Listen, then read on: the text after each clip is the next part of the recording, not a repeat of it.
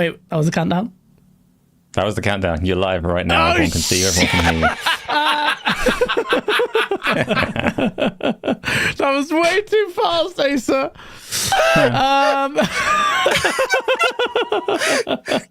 I just want to give chat context. All we hear is Asa just go, "You guys ready? Yeah, yeah. Okay, 3, 2, 1, you're live."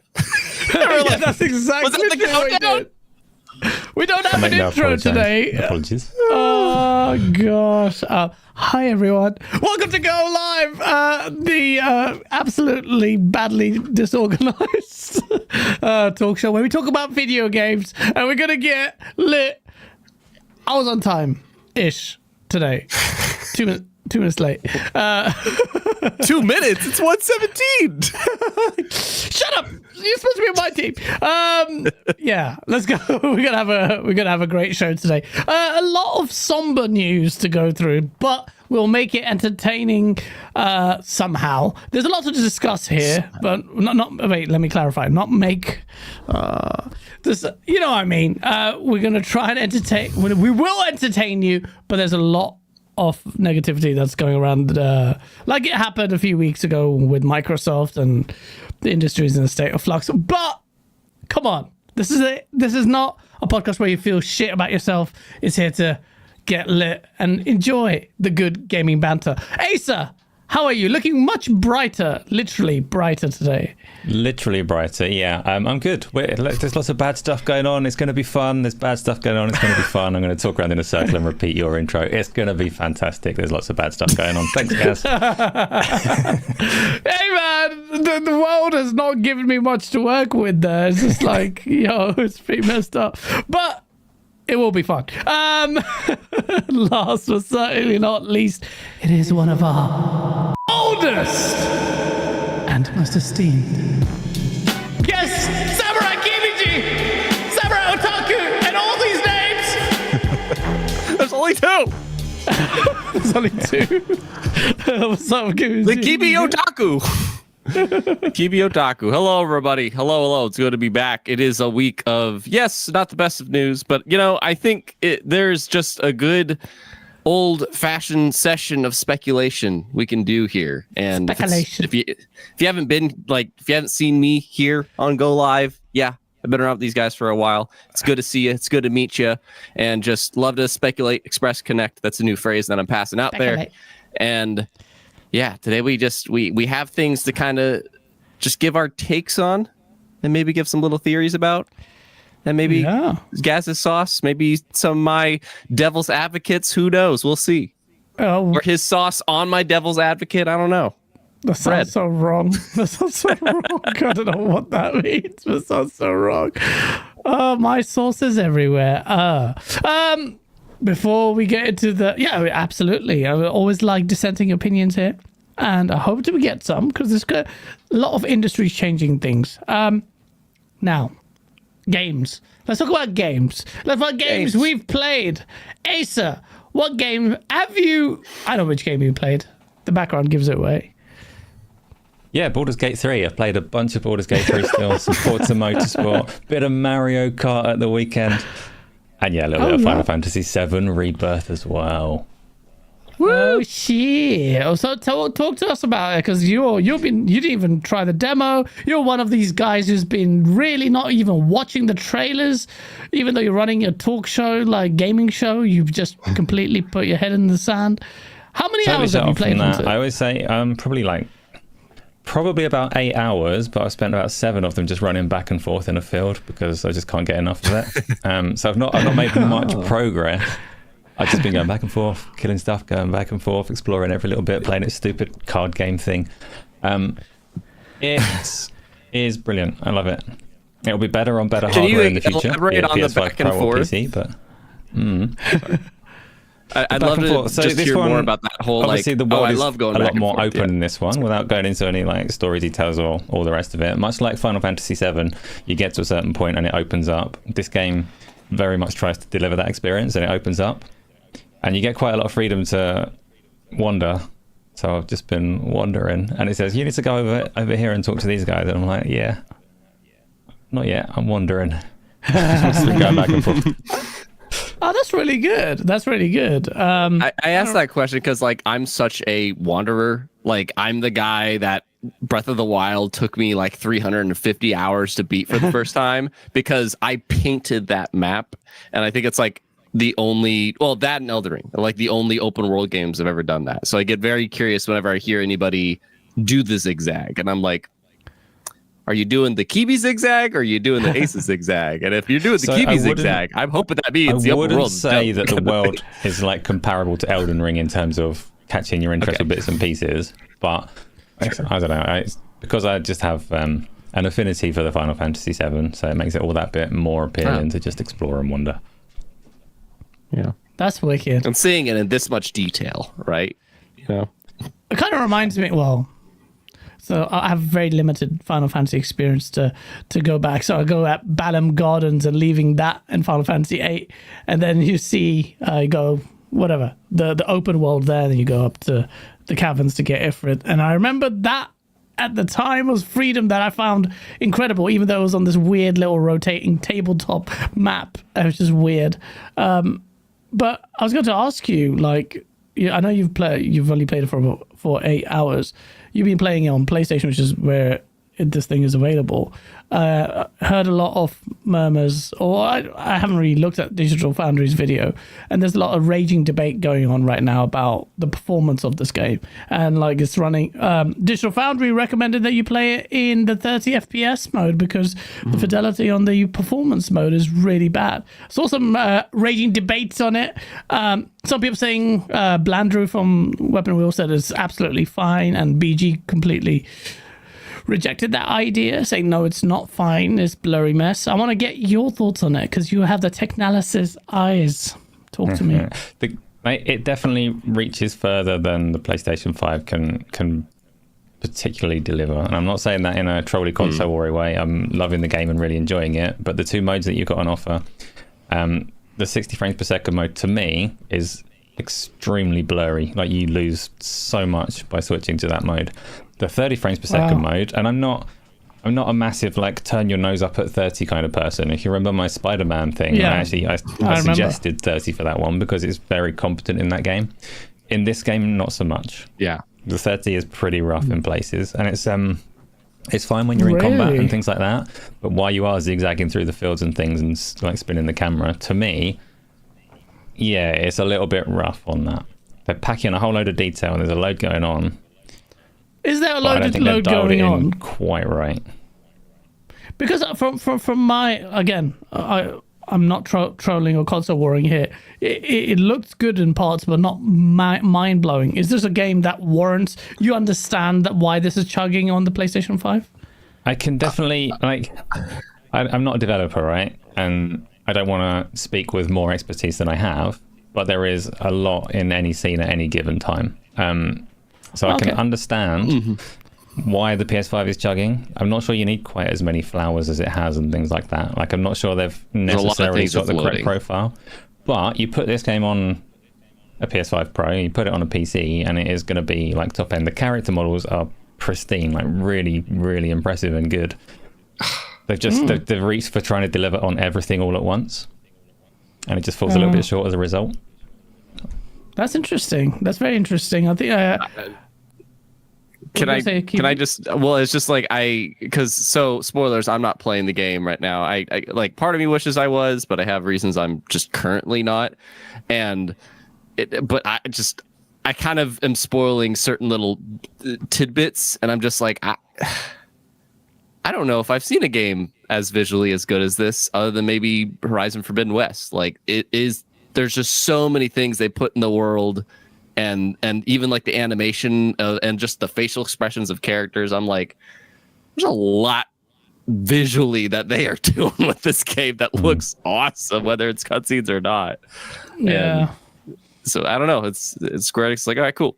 We don't have to make it for the PS4 now. I don't know, but I'm getting mad FOMO actually now on this. I feel like I need to jump in on Final Fantasy VII, the remake, but I'm sticking to a one game rule day. I might stream it. Yes. But yeah, this game, like I've seen some like the screenshots and some gameplay, and then it hits the vibes really well. Like I love the music. I can hear the music, and I'm like, okay, I can see why. And I watched.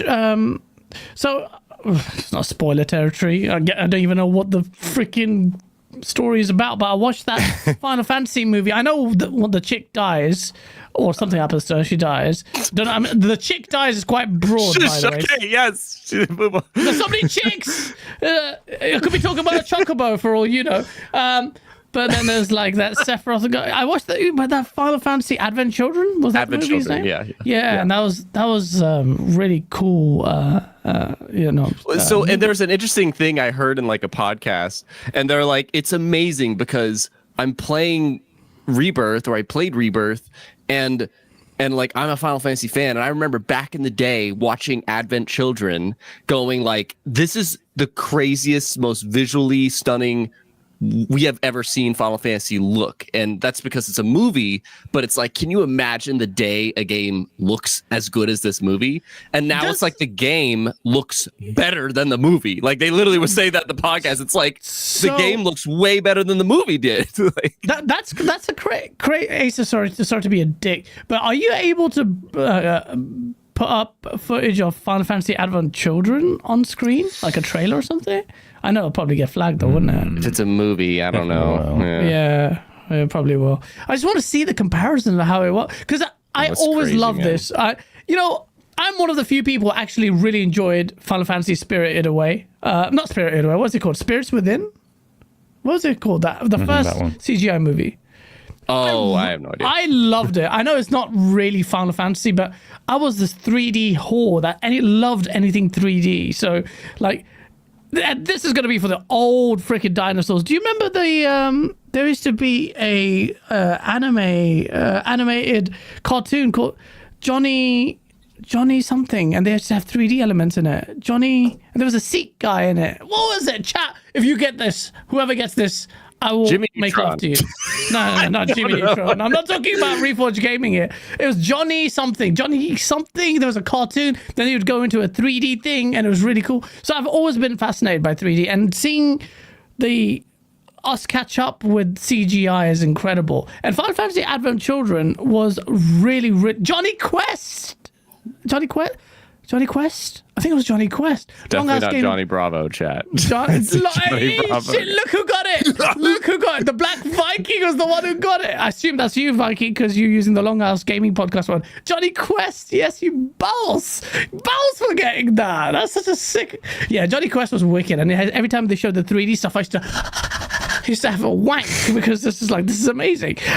So, I loved Final Fantasy Spirits, whatever it's called. I watched it like a trillion times on VCD on my PlayStation. It was chipped.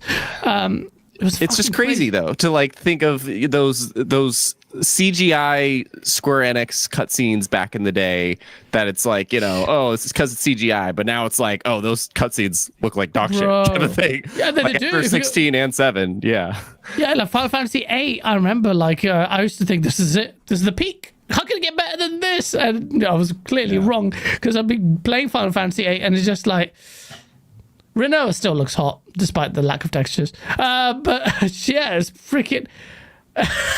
Blaze with the $5 super chat. No doctor's excuses tonight. Please, thanks, prick. I'm on his show later today at 2 a.m. in this vampire times, and I was at the doctor's getting an MRI scan.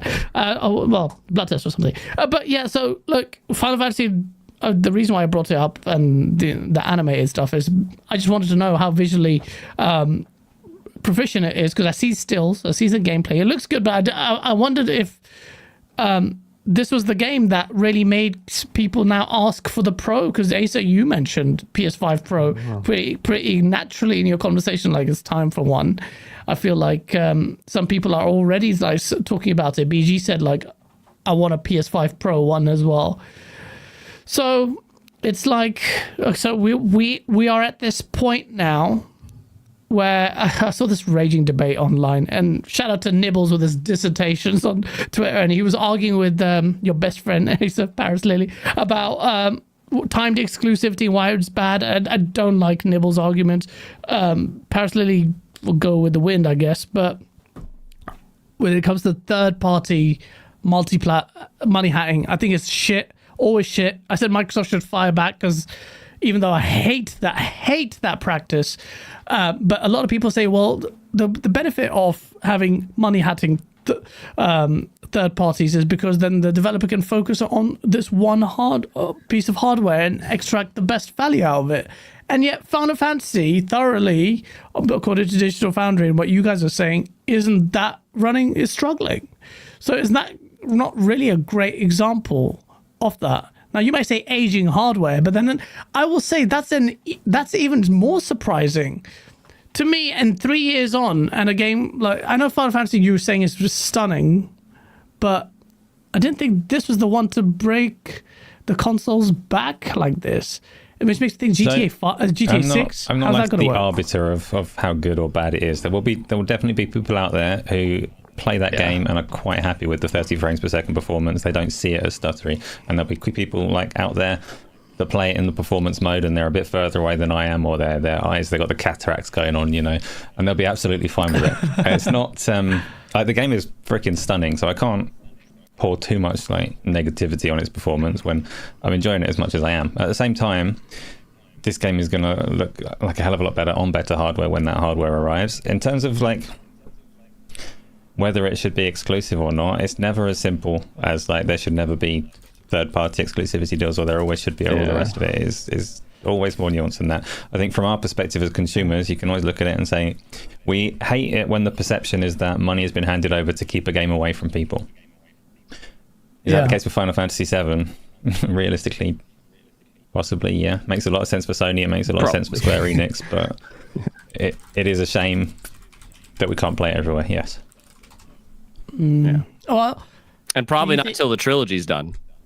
Probably. Well, you mean everywhere, as in including Xbox? Yeah. Whatever this deal was, I bet it's just like whatever the deal was signed, it's probably like, you can't release it anywhere else until the entire trilogy has been released for at least a year or two or something like that. And then they can do what they want. But it's just because if that wasn't the case, then it's like, how come remake isn't elsewhere, So I think that with remake, Sony have gone on to approach Square Enix and say, not this one. Is that important, Final Fantasy the remake? Whereby, and in this one, people are expecting, like myself included, based on whatever the text disclaimer or whatever you call them in the bottom of their trailers, that at least 3 months exclusive. So this might come out on PC in 3 months. If it doesn't, then okay. But I think that'll be a pretty big deal if that happens. But with Microsoft have alluded to the fact that Sony have purposely gone out of the way to exclude the Xbox platform.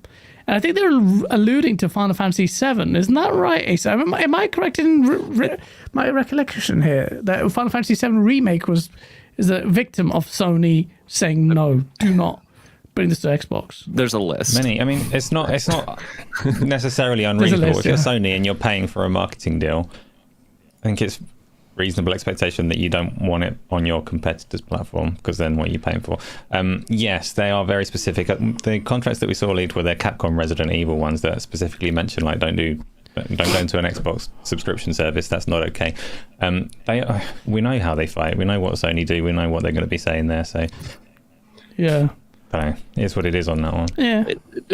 Asa said it very well. It just we know how they fight. So not to plug myself in, but there is this video I did. It was like a year and a half ago, I think, because there's this comment that I saw somebody go like, it's really stupid that Xbox fans don't care about the problems that they have, and the whole point of the video is me basically explaining how Xbox and PlayStation just aren't going to be doing the same thing. While PlayStation is going to be fighting over Konami, Square, and Capcom and so on to give them exclusives or marketing deals, Microsoft is going to be fighting to potentially get their games on Game Pass, kind of a thing, or to maybe get the reveal potentially. But it's like they have just different things that they're fighting for. One wants Game Pass essentially with smaller titles, and PlayStation will fight for the marketing exclusivity of bigger titles. And that's what they do. And we'll see if that works for them. But this week, things happen with that. Definitely happened with that. Shabs, shout out to you with the £5 super chat. I'm with Asa. I'm loving it, and we have Moogles there. What the Kupo? I don't know what Moogle is. Nin, That's how What? little No, you're Final lying. Fantasy you played. No, he's not. He just said that? You are not a Final Fantasy person the slightest. I told you I'm not. The only one that played is Final Fantasy 8, Final Fantasy 10. If you said that, that's yeah, okay. Because the Moogle is like stamp. Moogle? What the It's fuck like is it's a like Moogle? what the hell's a Pikachu? kind of thing. I don't know. I'm not a Final Fantasy guy, but I love Final Fantasy 8. I'm still playing it. Is it Moogles in Final Fantasy 8? They're All in of every them. They're game. a serious staple, and they fucking suck. What's a Moogle? I swear we've had this conversation. They're before. the white. They're always floating around. Got the little bat wings, and they're white with their big red ear or nose or whatever. Yeah, Little white fluffy koala. they're bat usually things always the shop holders. Yeah. that I don't punctuate all their remember that. sentences with Kupo. Anyway, Oh, we had this conversation ages ago. What the fuck is wrong with me? We literally had this conversation. I'm a moron. I don't remember them in Final Fantasy 8. Nivastek, shout out to you. Thank you, remember, for 4 months. Aloha, Asa, KBG, Gaz. Hope you gentlemen are well. Aloha to all gamers. Hope everyone is well. Aloha to you too as well, man. Thank you for being a member for 4 months. Aloha. Shout out to 331 of you. Smash that like button. Okay. I'm going to do Cyberpunk, then I'm going to do Final Fantasy, I think. I'm a lost artist. You're not. Hey, shut up! It's just not. I am. I'm You're gonna do like it. I'm gonna do 48 it. years old and you've not done it yet. You're not going to start now. 48. Oh, God. I'm going to start. I'm actually going to do it. Chat, should I do it? No, I can't be asked.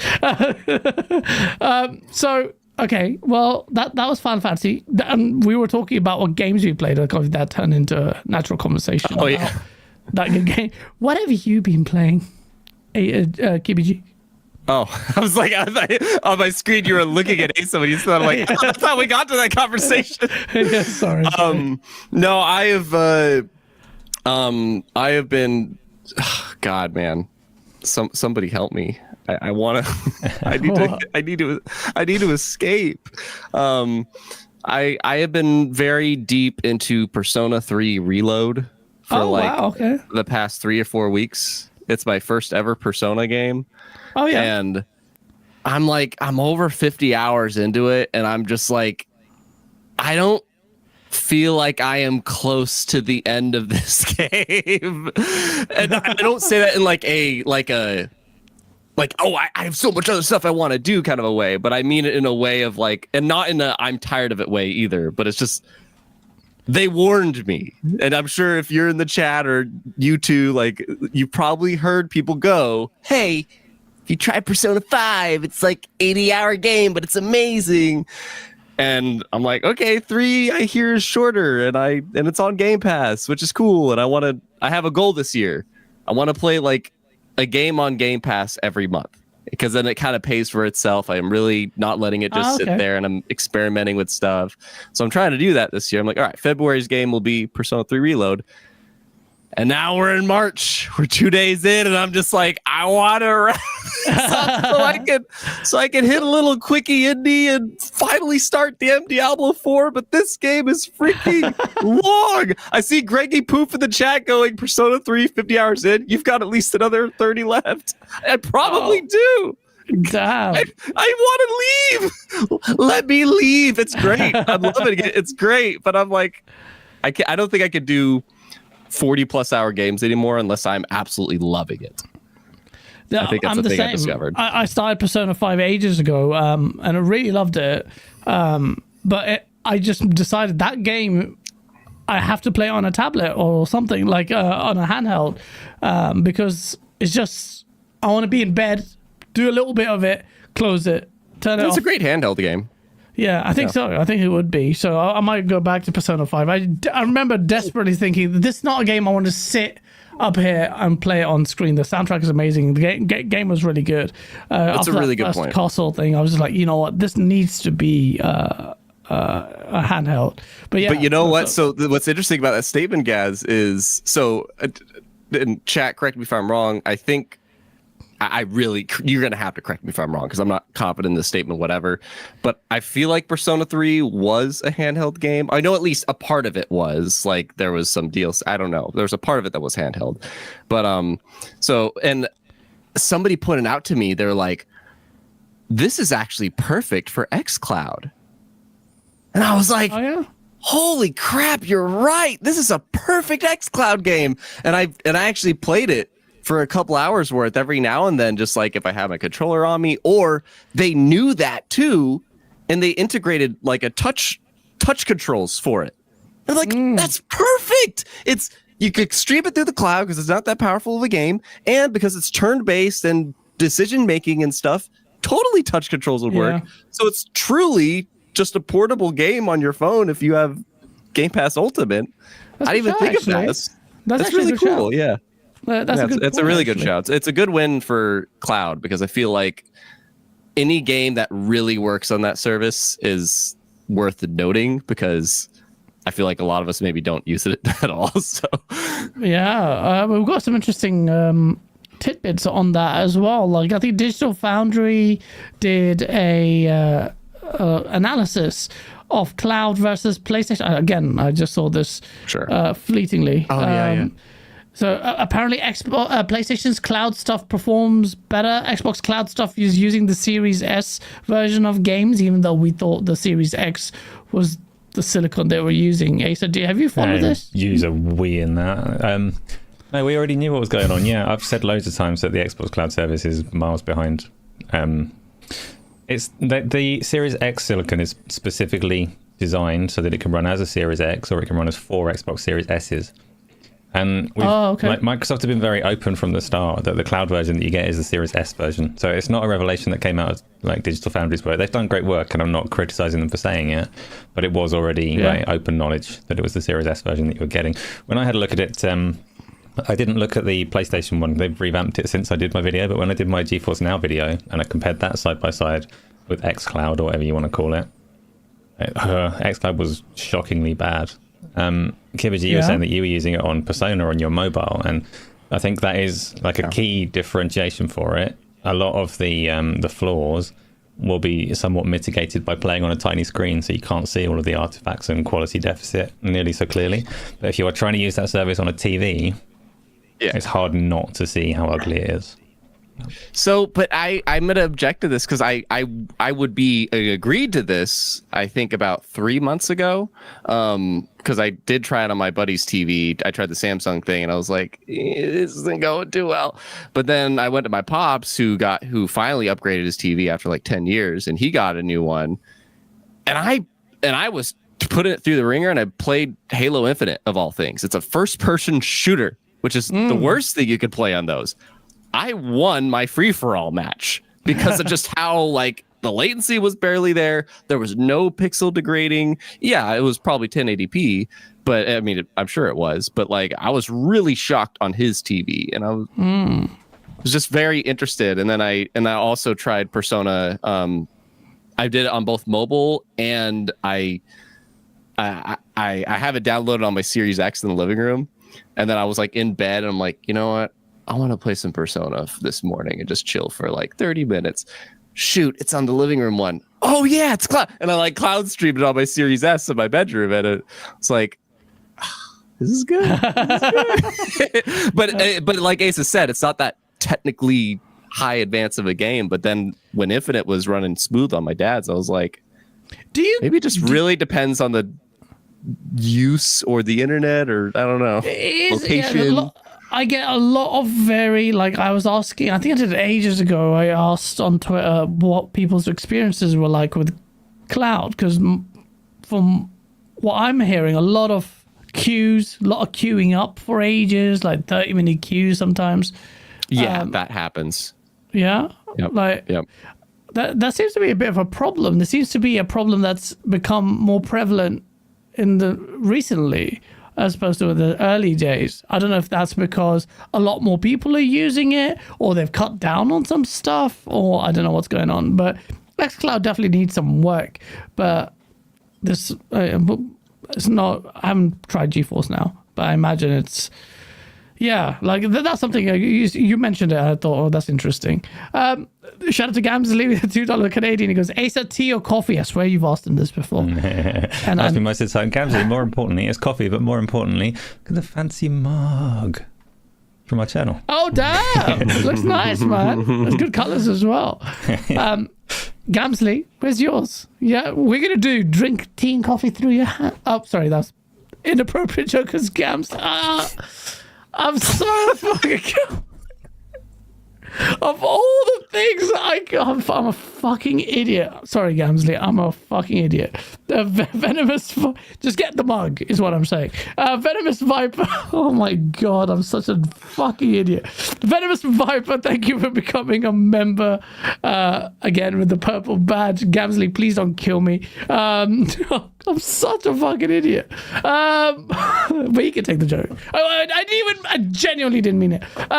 So yeah, let me quickly dig myself out of here. It's just a chat. He goes, no fingers, Gaz. I'm sorry, Gaz. I love you, bro.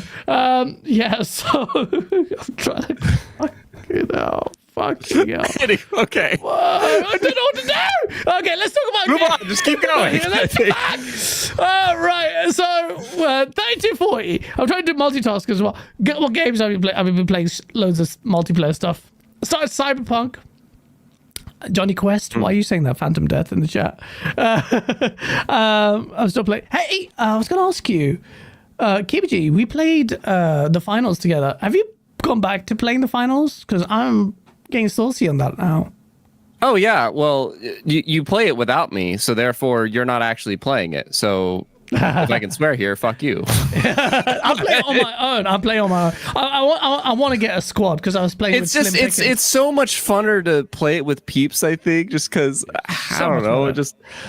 I love the chaos of the game, and but then again, if somebody's like super sweaty about it, then maybe I'm not the person to play with because like I'm like the middle ground where I'm trying. I want all of us to try, but I also don't want us to be beating each other up about doing bad or whatever, or ourselves. But yeah, no, I hopped back into it this morning because I saw they have like the cowboy thing going on. Yeah, and I was like, oh cool, I'll hop on for that. And then I see, oh shit, there's 11 days left of the season. Crap. Is it 11 days left of the season? It says that. I'm like, oh my god. I swear I level up really slowly in this battle pass. I find like you do. I don't know, maybe you're not playing it. Do you know? I don't know, actually. I'll turn on my Xbox, then the whole stream would crash because it's downloading of 50 things. But yeah, I'm not going to do that cowboy event. But yeah, the finals are really good. Cyberpunk, I'm going to get, thanks to whoever it was in chat, convinced me to play that. But yeah, okay. Well, also going to ask you this. This is a surprise to me, man. Like, and I didn't. Halo's TV series, man. Hey, Kibiji, you're a Halo faithful as well, like me. You love your Halo, but oh shit, shit. Have you been catching up with the latest season? Let me break. I'll take that as a no. No, I don't. There's no spoilers, Blue Moon. We're just talking generally. I watched the first 3 episodes, maybe 4, I can't remember, of the first season, and I just couldn't take it anymore. Like I could make the jokes, the Master Cheeks and all that shit, but I'm just like, as a fan, I just can't watch this anymore. It's just too painful to me. Not because of how bad it is. Because the first season, it's like, I actually think the first season is not a bad show. I think it's actually a fine show. But as a Halo thing, that's where the problems come. And I've heard season 2 is an improvement, but like it's just still, it's continuing that storyline. That just, it was too, it's like a lot of things. First impressions matter. They really matter. And especially if you're a fan, it hurts too much for me. I just tuned into some scenes. Sorry, just one sort of spoiler I want to say. It's not really a spoiler. It's just a clip I saw. Season 1. Because I tell my patron Discord, we have like a little Halo channel in there. And I'm like, this one scene, I put the clip. The choreography is so damn good, and this scenario is intense. This is dope. But I hate whenever anybody talks, and specifically, it's Chief. And there's just a very scary situation. People are getting pulled, and it's like, what's going on? And then a Marine's like, I think we got it. And Marine's like, oh yeah. And Chief's like, nope. How do you know? I can smell him. I can smell him? I remember that. That's the bit. I was like, I couldn't believe he said those words, and I'm like, I can't do this. I can't do this. So bad. I hear it's not so bad, but I can't. I just can't. Chat, you're right, Lydian Master, because I refuse to answer that poll until you reword it, Gaz. Love is a strong word. Construe love as like. I'm sorry, I shouldn't have said love. That's a very strong word. Yeah, that line was weird. It didn't bother me that much, but that was season 2's first episode, I think. But really, like, as someone who has been quite vocal against Halo and the way it treats its lore, I'm really enjoying Halo. And in fact, one of the things I'm seeing is a lot of people who aren't, big Halo stans, like my friend Sam and other people, like just casual people, like casual people who never knew Witcher was even a video game, watched the Witcher series on Netflix. Like people at my work were talking about it, not realizing it's based on a video game. The same kind of thing is happening with Halo. Like it is permeating the masses quite well, and it's something that they're advertising quite heavily as well here in the UK. And really, it's actually a really good show on its own right. Yeah, there are elements of the Halo TV show that I actually do enjoy quite a bit as well. Like Master Chief is kind of like I'm trying to warm up to him, but one of the biggest, like, I know a lot of people are like the Master Chief, he doesn't miss a man of few words is because you are Master Chief. I never felt like I was Master Chief in any of the games. I don't think I've ever felt that. And did you ever watch Forward Onto Dawn? Yeah, that was brilliant, man.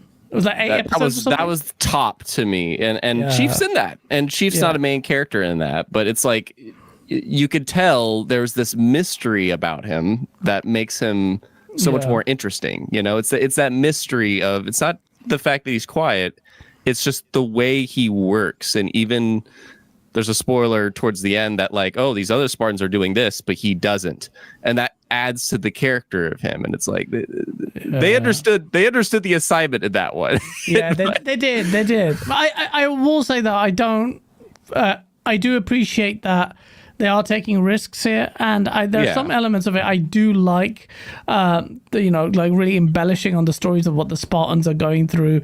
They removing that chip that makes them less robotic or whatever, regulates their mood or whatever. That was in season 1, so that's not whatever. If you're one of those like me who for ages just like, I'm not watching this, Master Chief, you're showing his ass, what the flip is going on, I'm not watching it, this is sacrilege. And then I just ended up going to my friend's house and watching he turned it on. I was like, you know what, shit, I'm enjoying it, but it's not the Halo that we love. But I will say KPG, like, even though it's a divergent story, non-canon or whatever, Reach still has a lot of the feels, without giving too many spoilers. We know what happens to Reach. So in the TV series, when whatever happens to Reach, you guys know if you're Halo fans, like, they did that really well, and I was like, yo, that's pretty cool. And they've got really good good suite of side characters as well with really good stories. So I'm really, every Thursday I'm like, oh shit, yeah, like new episode, like I can't wait to see this.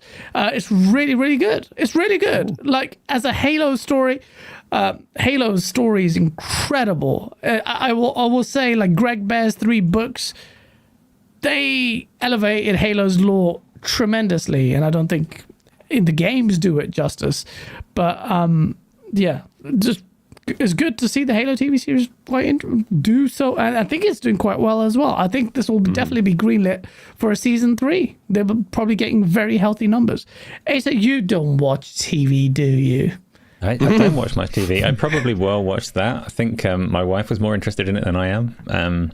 So she suggested it, just assuming that it would be something that I would want to watch with her. And during season 1, when all the talk was going around about how the showrunners didn't even play the games or didn't care for the IP at all, I had no particular interest in it back then. And now I obviously hear massively positive things about it all the time. You know, Chief's character, the one thing that I liked most of all in Halo Infinite's campaign was what they added to Chief's character. I loved the recordings where it talks about the mission that he failed in these recordings, and he's still going through all his like one-liners and bravado. That added so much to that character to me. That's it's like sadly that's probably the biggest triumph of the campaign. I didn't like much else that it did, but that was like, this is cool. You're adding nice little layers here. I like it a lot. Yeah. I think Chief does need the layers. I'm really intrigued to see what 343 will do with Chief going forward. There might be some pretty divergent move. Well, to be honest, they are stuck between a rock and a hard place because the Halo fans of all types are feral as hell. They will not accept change. They will not accept deviation. They won't accept sprint, some fans. So, but I like it. I like the risk they took. I think it's a really good show, and I really enjoy it as a sci-fi stuff. And the CGI is improving as well. And it's just really cool. Like last season, I watched it. I thought, pretty lit. So yeah, hey man, I did not expect to say that about Halo the TV series. So it's a very pleasant surprise. So and KBG, you might, I know you're a purist, but you may like it. You might like the season because it starts off way better than, I think comprehensively better than the season 1 already. Let me put it this way: if the only way I can watch it is to get Paramount Plus. And not go about it by other ways, I'm not motivated enough to get Paramount Plus to watch it, kind of a thing. That I understand. I'm if it was like on one of my other subscriptions that I have, I'd check it out. But I'm not going to get Paramount Plus to do it. Yeah, fair enough. I don't blame you. I'm only getting it for that, and even then it's like what else is there on there? And that subscription service seems pretty crap. I've looked through the other stuff. I'm like, not really for me. But yeah, no, we'll see. Well done. It's interesting. That they're committed. They'll definitely get a green light at season 3 because it's really successful. I can tell you that now. Everyone knows that. I'm just now. I was gonna say now. Let's talk about the layoffs that have happened. So on Tuesday we got that massive bombshell really about what's happening. This has been happening industry wide. We've said it on the show that it's going to happen again. It's going to happen to Sony, and lo and behold, it wasn't some incredible insight. It was just literally opening your eyes and seeing it happen en masse to the whole industry. So Sony on the 27th of February announced that it's laying off a lot of people. 8% of its global headcount has been reduced. There are reductions in Fire Sprite Studios and reductions in various operations across the board at PlayStation. So this obviously massively negative news. And it's happening everywhere. And this week we saw a lot more of it. Now, before we go into the others that have had similar troubles, let's try and piece apart or try and pick this apart and see what's going on. Is this something more unusual, or just something that's absolutely necessary? One of the biggest things to me out of this was the fact that multiple projects have been cancelled at various stages of their development. And that is really quite negative. And the other one was the big one, or that we know of because we can actually put a name to it, is Twisted Metal. Twisted Metal's reportedly cancelled as well, according to Jason Schreier. So Asa, Sony's been hit hard, rawly, 8% across the board. Around 900 people. Yeah, That's pretty bad, man. I know it's not as much as, say, Microsoft and its ABK endeavor, but they're very different fish. Like, Microsoft's way bigger and way more cash. It was the rich. same percentage, Same which is interesting. similar percentage, yeah. They both 8%. It's just bigger workforce, bigger numbers. Yeah. Yeah. So what's going on, Asa? Like, I know this is we've been talking about Sony's struggles for a while. This is not gonna help. It's not just Sony's struggles, really, is it? Because it is across the industry from big and small. You've already mentioned Microsoft. EA laid off 8% of their workforce this week. Deck 9 laid off 20% of theirs, and they're a small indie studio, so it's not like a Sony problem as such, as it's very clearly an industry problem, which we said about Microsoft when they had the same issues as well. So, I mean, it sucks, but the development side of the industry is bigger than the consumer side can sustain at the moment.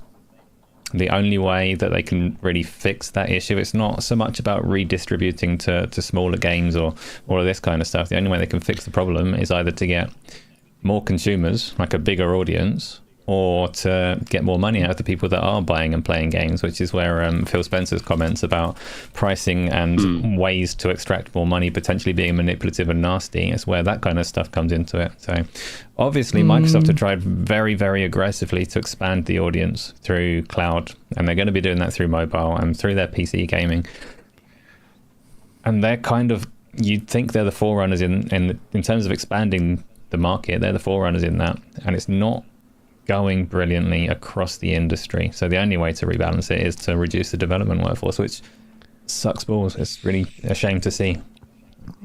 Yeah, and one of the things they said, which I think is very, very, very pertinent here, the statement, I think it's from, it might be from Jim Ryan or it might be from Herman Holtz, I'm not sure. It says, they say, our industry has experienced continuing and fundamental change which affects how we all create and play games.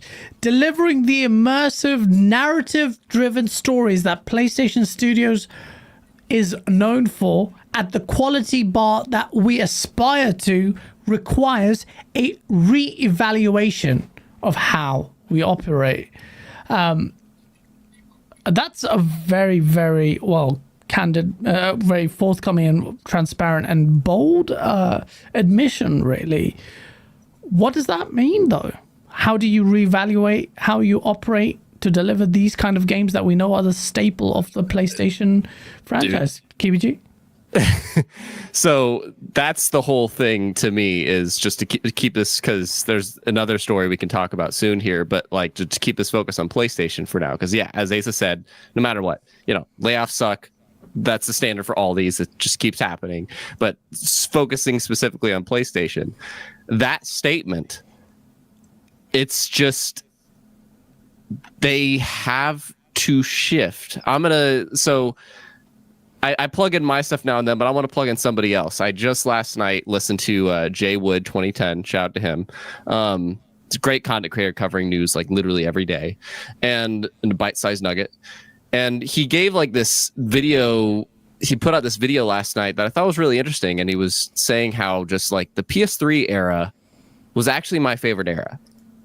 And I was like, interesting. Why? And he was explaining because that was an era that, yeah, they were like neck and neck with 360. We're losing at first.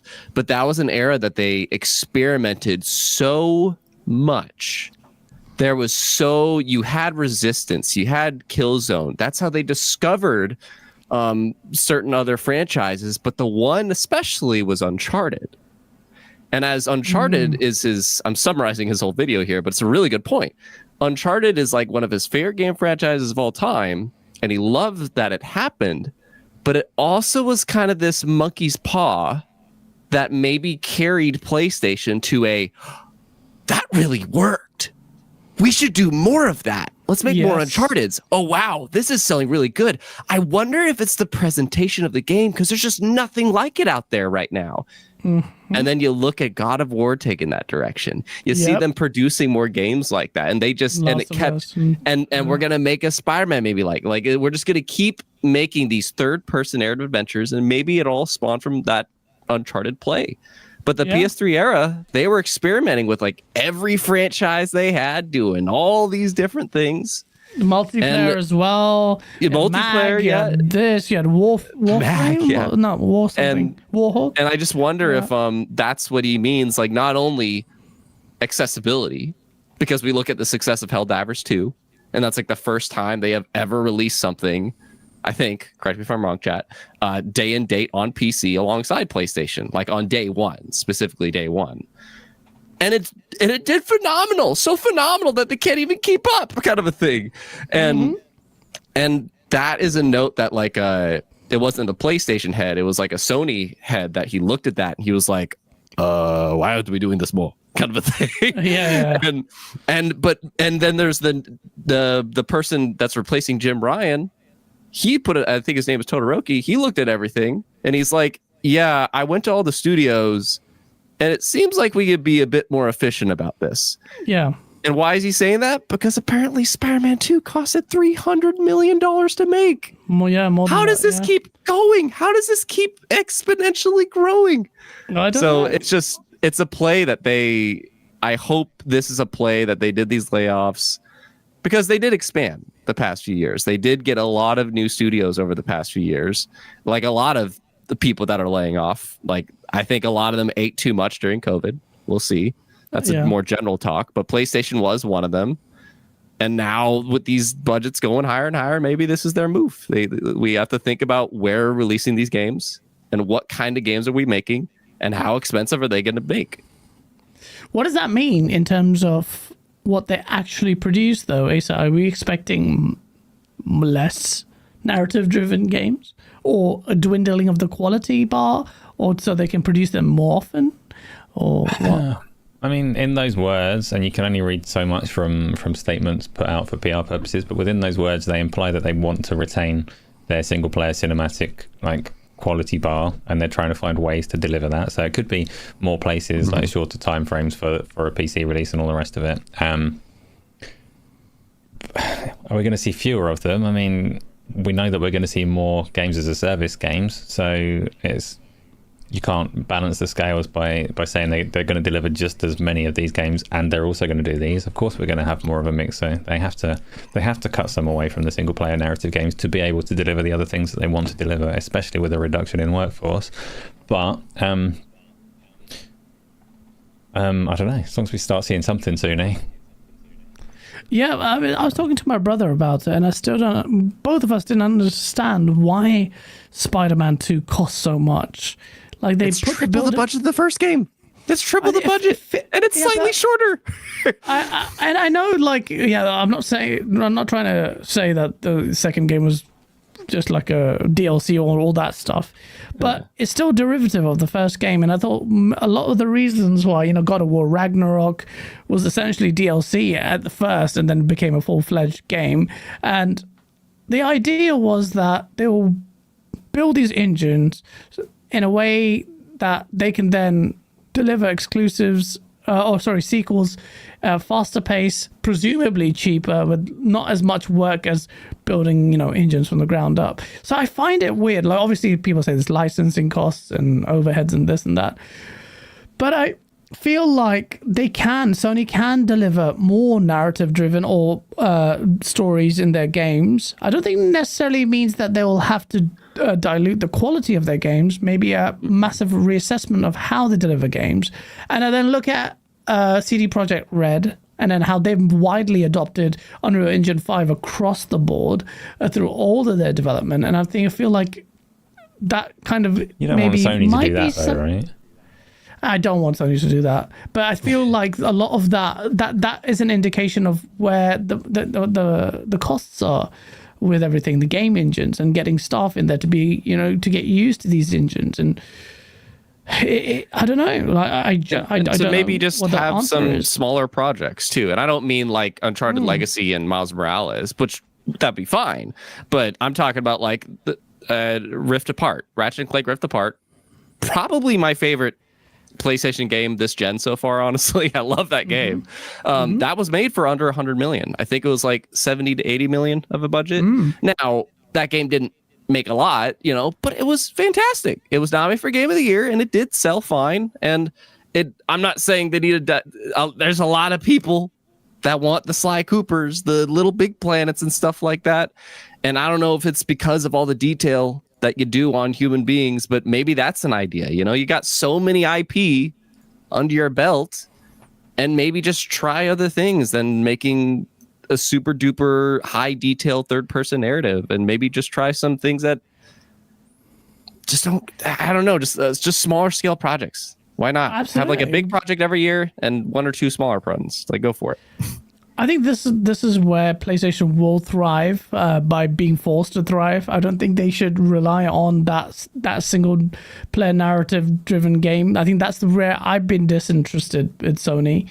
Obviously do that, but like you have to recognize how we got to this point in the first place, is that those other kind of projects are very rarely successful. It's a difficult market with an awful lot of games in it. Right. Returnal was like, last I heard, it's sort of like 500,000 or something for a brilliant game. Yes, it was much cheaper to make, but Sony shifted towards AAA development, shifted towards this formula, shifted towards licensed games and all the rest of it, because the other strategy wasn't working for them as costs got more and more out of hand, and they couldn't afford for games not to be successful. So it's not as simple as like pivot back to what you used to do, because what they used to do didn't work for them, and that's how we got here in the first place. But I think there'll and be... they also, sorry, Gaz, there's another part of this too that I don't remember if this was exactly stated, but we did say that they canceled a few projects, but it did sound like they're scaling back on the live service plan too. Like, that was a big push of theirs after, like, around the time they got Bungie. They were really trying to invest in their live service stuff. And we see Last of Us Factions gets canceled. We now hear a potential Twisted Metal game as a service gets canceled. And they probably canceled a couple other things that maybe their studios were doing.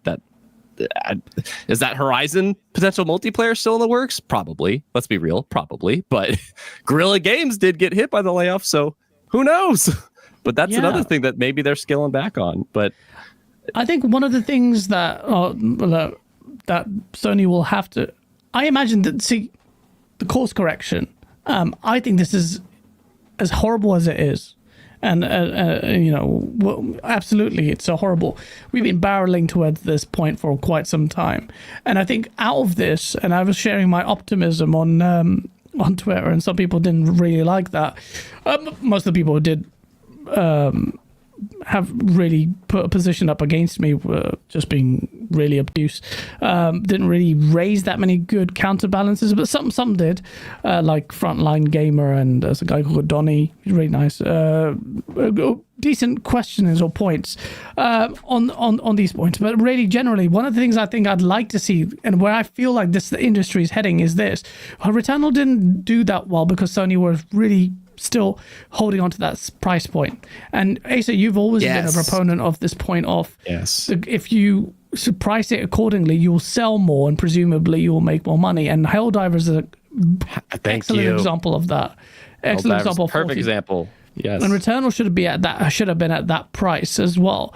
And I think the way to mitigate a lot of loss and induce people to spend more is to price accordingly. Now, that may mean forsaking physical copies or charging separately for physical copies, but doing something that redresses an inequity, in my opinion, and I think yours is, and I think generally across the board, is that digital games need to be priced accordingly, just like their PC counterparts.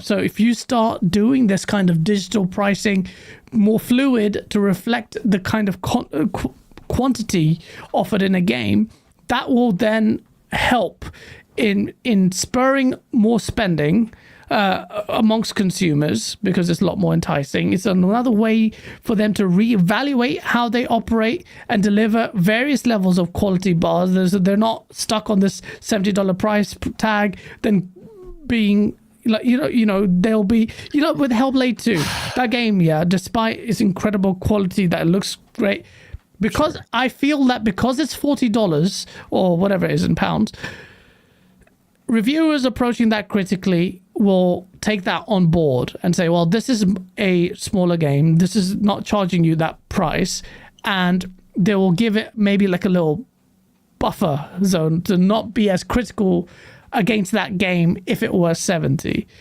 And that is just one element of, I feel like, the industry correcting itself. I feel like the pricing, I'm hoping, maybe this is wishful thinking, that we get that more digital, like more variation. Now, if Sony thinks that they can get away with fleecing it and do the opposite and start charging more to redress the reduction in revenue, I wouldn't surprise me. But then I think this is why I think Microsoft are really good as a competitor in this space to kind of put that. And that maybe that's the answer. What you just ended there, like, not to turn this into a whole Sony situation, but that's the potential strategy. Is like, instead of it being about who has what exclusives, it's potentially going to go to an area of like who has the easier access to these kind of a thing.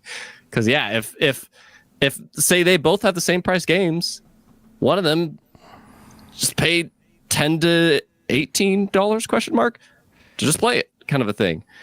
But I don't know, like that might be the approach. But I do want to, like, there was an awesome message I saw from, I think it was Gonzalo Ferrere. I'm sorry, I totally mispronounced that. But you have a 300-person team, but you're not getting 3 times the work done as a 100-person team. I think that's really interesting, because well, this is where AI comes into it as well. There's a lot of times that people have this huge team, and then again, you see Activision pull it off. They have like all their studios work on Call of Duty all the time, and that's how they make one every year.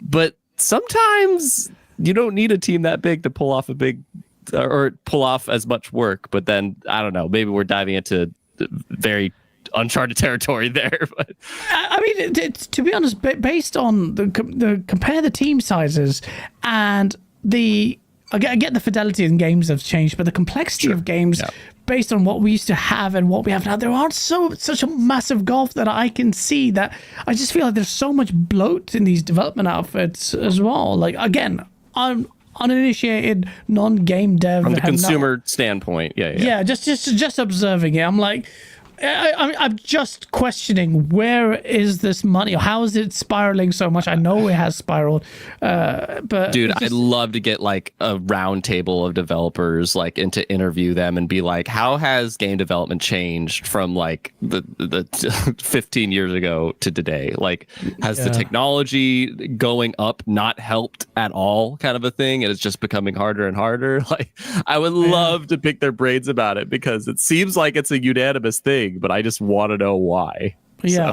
I don't understand. It just feels like there's this weirdness there. Obviously, I'm not saying it's not, they're all spending badly or anything. I just don't know. I don't get it. That's what I'm saying. But then, okay, I shouldn't laugh, but this is how, well, you have to have a dark sense of humor about these things. It's a sense of humor. It was pretty raw to see the visuals of this thing. So optics of this were really overtly negative. Jim Ryan, just a few days before. So it is so crazy. It's crazy. I was like, what is he about to say? Asa, yeah, bro. It's like, guys, did he know? Did he know when he took that picture? He knew, yeah. So this is the fucked up. Yeah, he has. If he didn't know, who would know? Like, he knew, and he sat there, and these guys. So I actually feel so bad. If I was one of them, I'll be like, you dick. You made us stand there. We had your cookies. We did a farewell thing. Probably bought him a cake. Gave him a few drinks. And he's smiling there, knowing full well that all these people that he's standing with are going to get axed. Because PlayStation's London studio got completely eliminated. Okay. Let's, putting aside from, like, just being the internet, let's just think on a human level. You are in that position. What do you refuse to ever smile or be in any pictures ever, kind of a thing? Like, what do you do? Just be like, look at him, look at his. You know, it's really bad because these people genuinely. I just switched to Sarah. I saw that too. I saw that. Yeah, it's just like, that is a cold-blooded. Look, you're right though. What do you do? I refuse to. What do you do? This guy, he's probably thinking, fuck, why do they do this? They don't know, do they? They don't. Like, don't make me take a picture with them, please. Yeah, oh, man, it's just like the Phil Spencer picture, where obviously not as directly, but where the whole ABK people behind him, which is funny because I think that's the majority of the layoffs. Yeah, big smiles with all of Activision Blizzard there, and like if someone did an infographic of how many people have been cut, you just put like little red markers there. It's like gone. And this is one of the more insidious, like darker parts of business. London studio got shut down. Incidentally, I know where the studio's at in London because I did that. I made a video where, for one of my source videos, like, this is for Phil Spencer to go in there. I actually got kicked out by the security there because it's like, get out! What are you doing? I was like, wait, let me make one video. The office had shut, and it was really cool offices. I think it's in not Canary Wharf. What am I talking about? Used to somewhere in Central, Soho, somewhere there. And I went in. I got kicked out of there, and now that studio's shut. If you let me in, security guard, maybe you could have survived. That's kind of crazy. That guy would have probably gone as well. Security was different. But yeah, what did London studio do apart from the getaway that I remember? I don't know, Ace, if you know, but aren't they the VR people? Like, wasn't that a lot of VR work people, being done there? So the two studios this side of it that got gutted. Firesprite are still going, but they were also gutted. Yes, they are a VR studio. They had some history before that. They did the getaway for Pancake People, but yeah, very much a VR studio, very much a bad sign for that device. When Sony said in their blog post like a week prior that they were looking at PC support for the PSVR 2, I said immediately, like, oh, that sounds like a soft exit. They're not committed to making software for this thing themselves. Like, there's the positive side of it. Yeah, that's nice for people with the device that you've got more options and it's doing more than it did before. But this is Sony backing away. Yeah, they did. So in terms of like, I don't know what the word here is, but let's say, what'd you say? I was just being a dick. No, I'm like, well, there's a word for it, but just like how much of a studio was hit. London studio, that was easily the worst because that's literally a studio that's closing down. Had some significant but Firesprite. But what I think is interesting is that they listed big three, being Guerrilla Games, Insomniac, and Naughty Dog. Yeah. And I would argue those are like their big three. Okay, Santa Monica's four. Yeah. But I wonder if it's them doing what we're talking about here, where it's like maybe Santa Monica, they know, like, look, that's like our flagship studio. We can't touch them. We can't, because that's literally our God of War team. That's all that studio has made for ages. We can't touch them. It works.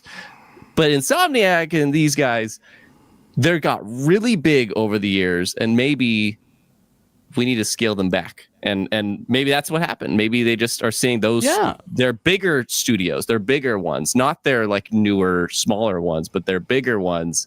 We need to scale them back because Bungie already did that. Bungie would have been one of their other ones, but they already did that like a month or two ago. So they're bigger studios. Maybe they're just trying to trim them down. I think that they're trimming them down across the board, and I think that makes sense based on what's happening, and everyone's doing it. So it's like I don't know. You ever wonder like how many like I appreciated in the Microsoft one, we got to know like this is how many were Blizzard, this is how many were Bethesda, and so on. Like I wonder if the majority of that 900 was from those bigger studios, or if that was.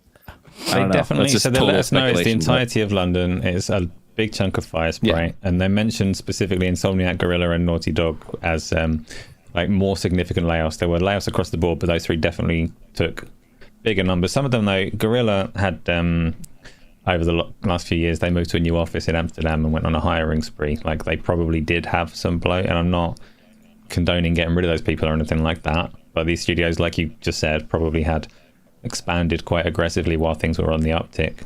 So it is a trimming job. And Insomniac, obviously, they heard about it through the leaks, which is horrible as well, because pretty much everyone at Sony would have been aware once the whole ransomware attack came about. There was Sony documentation like weeks, months in advance that they were looking to get rid of about 50 people from Insomniac. So Jeez. Horrible. Yeah. Horrible time. Console warring and all that nonsense. This one is like, it's a bit crazy. Like, these are actual people, man. They're going to... Hopefully, I like to think that because they're associated with PlayStation, which is very, high quality or all of that, they'll bounce back.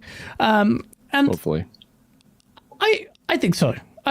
I'll talk about what the ramifications generally of the industry are, but let me quickly read these super chats. We got Nariko, thank you so much for the £2 super chat, because pre-ordered Battlefront remastered for the Series X.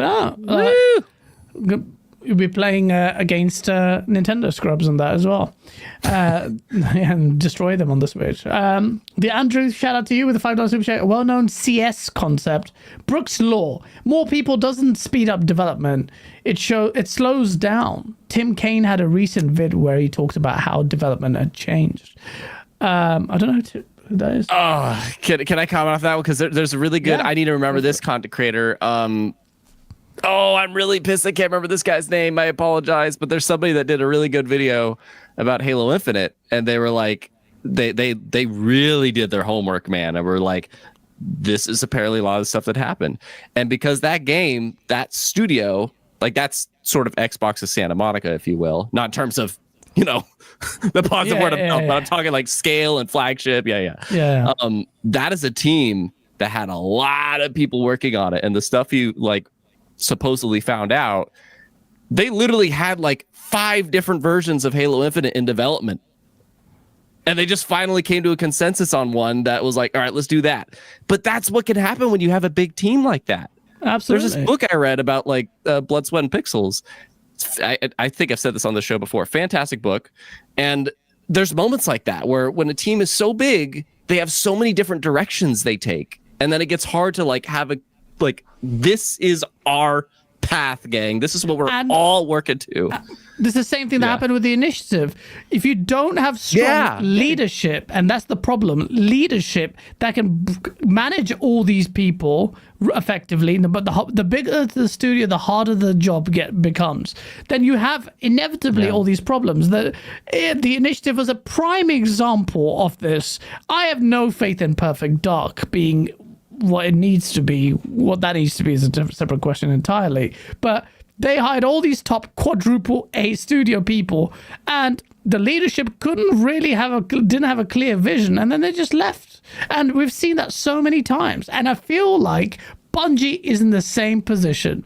And as much as we could blame Sony, we're fine. I'm quite harsh on Xbox with Odyssey getting cancelled, but with Sony and Bungie, I feel like they have a very similar problems to 343, and it's exactly what you're saying. Like, all these people to manage, but you just don't have strong management and material. Like, you just be strong leaders to do that. So smaller, more agile teams is the future. I think so. We also found out there's like literally, I think it's the next day or maybe in the same day, EA, they've laid off 670 people. And Dude, it's so much. And not only that, and this is where it gets real lame, in my opinion. They are now doubling down on owned IP, sports, and online communities. So really, that says they're just playing it safe, where not entirely. They're a proven. You're Really? right that they're doubling down on those. The bit that was like kind of in contrast to what everybody else has been doing is they're also taking their foot off a bit of licensed IP games. So the Marvel games, they've got Iron Man, they've got Black Panther in the works, they've got another Star Wars Jedi game in the works. But broadly speaking, they're moving away from using these big Disney licenses and all the rest of it as much as they can to focus on their own stuff and keep all that money to themselves. Which is what you wanted, isn't it? In terms of, like, we were talking about Star Wars. I am fed up of Star Wars and largely fed up of Marvel. I'm looking forward to seeing what they do with Iron Man and Black Panther. But broadly speaking, I mean, The Mandalorian's the obvious example. We spoke about that. Were you excited that Respawn were making The Mandalorian? And you said, yeah, of course you are. That's going to be brilliant. But then I said, but would you rather have that than Titanfall 3? Because most people wouldn't, I don't think. Well, no, most people is the wrong phrasing, right? Most people would prefer a Star Wars thing because they know what it is. But for me, Titanfall 3 all the way. So for EA to be pivoting and saying, actually, we're going to focus on our good stuff, that That's not bad news to me. But... Yeah, I think depending on what our next topic is, I think we're basically easing. So like PlayStation's kind of like all damn, and then EA, it's kind of like it's mostly damn, but maybe, and then the next one we'll see. But like because I asked you guys in the chat this, like because that is I thought that was a neat nugget of it. This is we want to focus on the stuff that we own and that we like our actual games, and I'm like, oh. Can BioWare get even more busy now, hopefully, or get more backing? I don't know, but probably not, because maybe a lot of them got laid off. But what's happening? Yeah, Mass Effect, because EA has some great IP. They have some great IP that they just it seems like the most profitable. They've definitely had a great relationship with Star Wars for so many years, like basically forever now. And now they're trying to do these things with Marvel, but I personally like the idea that they're easing off and just want to focus on their own stuff instead of licensed IP. I personally am into that. However, that Mandalorian game by Respawn did sound pretty cool. But I'm with Asa. I would have much preferred Titanfall 3, hands down. But Mandalorian game would have been pretty cool. Bro, just give me a Titanfall. Just like a few minutes before this stream started, I keep Titanfall installed on my Xbox because I just... Same. And I go back, and today was like 9 minutes wait time. I'm like, for all playlists, I don't pick one playlist. I pick anything, find me a game. Set 9 minutes wait, and I'm just like, yo, this is sad. Like, this is really lame. We need a Titanfall 3 so bad. I hope... campaign was so freaking good. Oh, man. The multiplayer was so good, man. Like, I was just... And I really want to play that game. That game has aged so well. Like, just so criminal what happened to that. Make a Titanfall 3. Promise you, Respawn, we'll buy it this time. Or make people buy it this time. Because that game was definitely deserves a sequel. Another part of this is that, like, there was a Battlefield story mode. I'd clarify this for me. Like, wasn't there literally a studio working for that, and then they closed down the studio and passed it on to something else? Did they? So story mode for Battlefield, which no one ever plays Battlefield story mode anyway. So like, I don't understand. Hey, Battlefield 1's was pretty good, but that was the last good one. It was all right. I don't play that. Nah, but it's like Battlefield never had a single campaign, man. It was a multiplayer game. It's known for the multiplayer for sure. Yeah, that was the spirit of it. I can talk about EA and how they've mishandled the Battlefield so much. Look, I don't want to hear anything about Mass Effect. BioWare, they need to freaking deliver that. What their future lies on the balance, and Mass Effect could be... It's not coming out this generation, is it? Is it really? Probably not. Like Dragon Age. That's what's next for them. So Mass Effect's probably next gen, the next story. Man, it's kind of sad. This gen as well. You know how next gen's gonna land? Maybe cross gen, even if it's like 3 years into the next generation. A cross gen launch title, maybe. I guess you can call it this gen if it's cross gen. Yeah. But I mean, like, when is it coming? It's going to come out in 3 years' time, isn't it? We had that CGI shown off God knows how many years ago. 2 years ago, maybe. But yeah. It releases on 2020. It releases in 2027, which sucks. But they release it on November 7th, 2027. So it's double N7 day. Oh my God. Why do people give a shit about these things? I don't care. The day is over. N7 day. Look, my best friend, like, he literally has a Mass Effect tattoo. It's like his favorite thing of all time. Damn. So I have to deal with so much talk from him. Bro, he's got But he's like, take your time. Release it in like 2035. I don't care. Just make it fantastic. Make it good. Yeah. Don't give me Andromeda again. I have to scrub half of it off. Oh my God, can you imagine if he had a Andromeda tat? That would be bad. We also had 505 Games closing off their offices in Germany, Spain, and France. The publisher behind... My brain's dead. Alan Wake and things. Control. And Alan Wake 2 didn't sell that well as well. And that's how Remedy got it. That's interesting. Sorry, I'm just having an epiphany right now, because also happened this week was Remedy got the rights to Control. Oh, so they grabbed that before. Oh, I didn't even think of that. Wow. Yeah, so they gained the IP for Control, which is, I guess, good. They got control of Control. I don't know how. Thing is, what was the dev budget like? They haven't made a profit on Alan Wake 2, and that was probably the biggest swan song. They won awards or nominated, or they won award best story or something. What did they win? They won best narrative, I believe. Best art direction. I think there was one other, but I know there was at least 2. 2 for Alan Wake 2. And they're going to make another.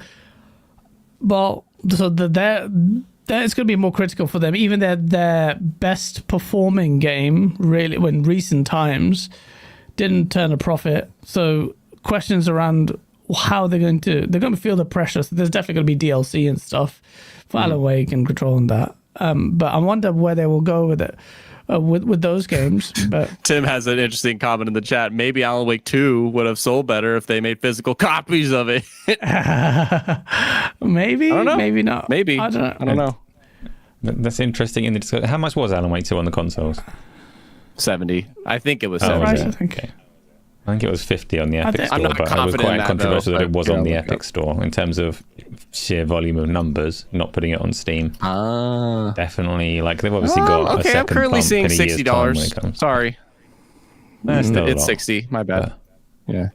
It says 60. Wait, secondly, not releasing a disc helps us keep the price of the game at $60, and the PC version is 50. Okay. Okay.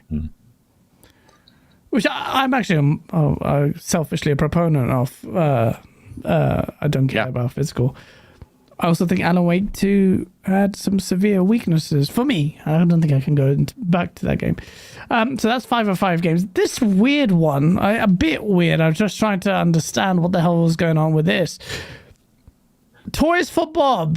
Let's go. I want to talk about this. This is big to me. Okay. I don't know what's going on with this though, because so now Exactly.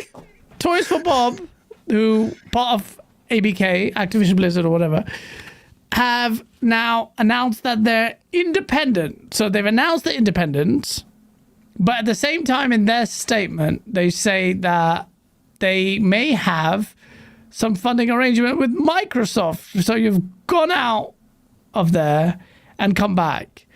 A possible partnership was the words. Possible partnership with Microsoft. Now, this may be a way. There were quite a few things in here. Kibichi, you want to talk about this? What's going on? Is this a way to finesse firings or something, or carrot and stick, or what? Dude, what is it?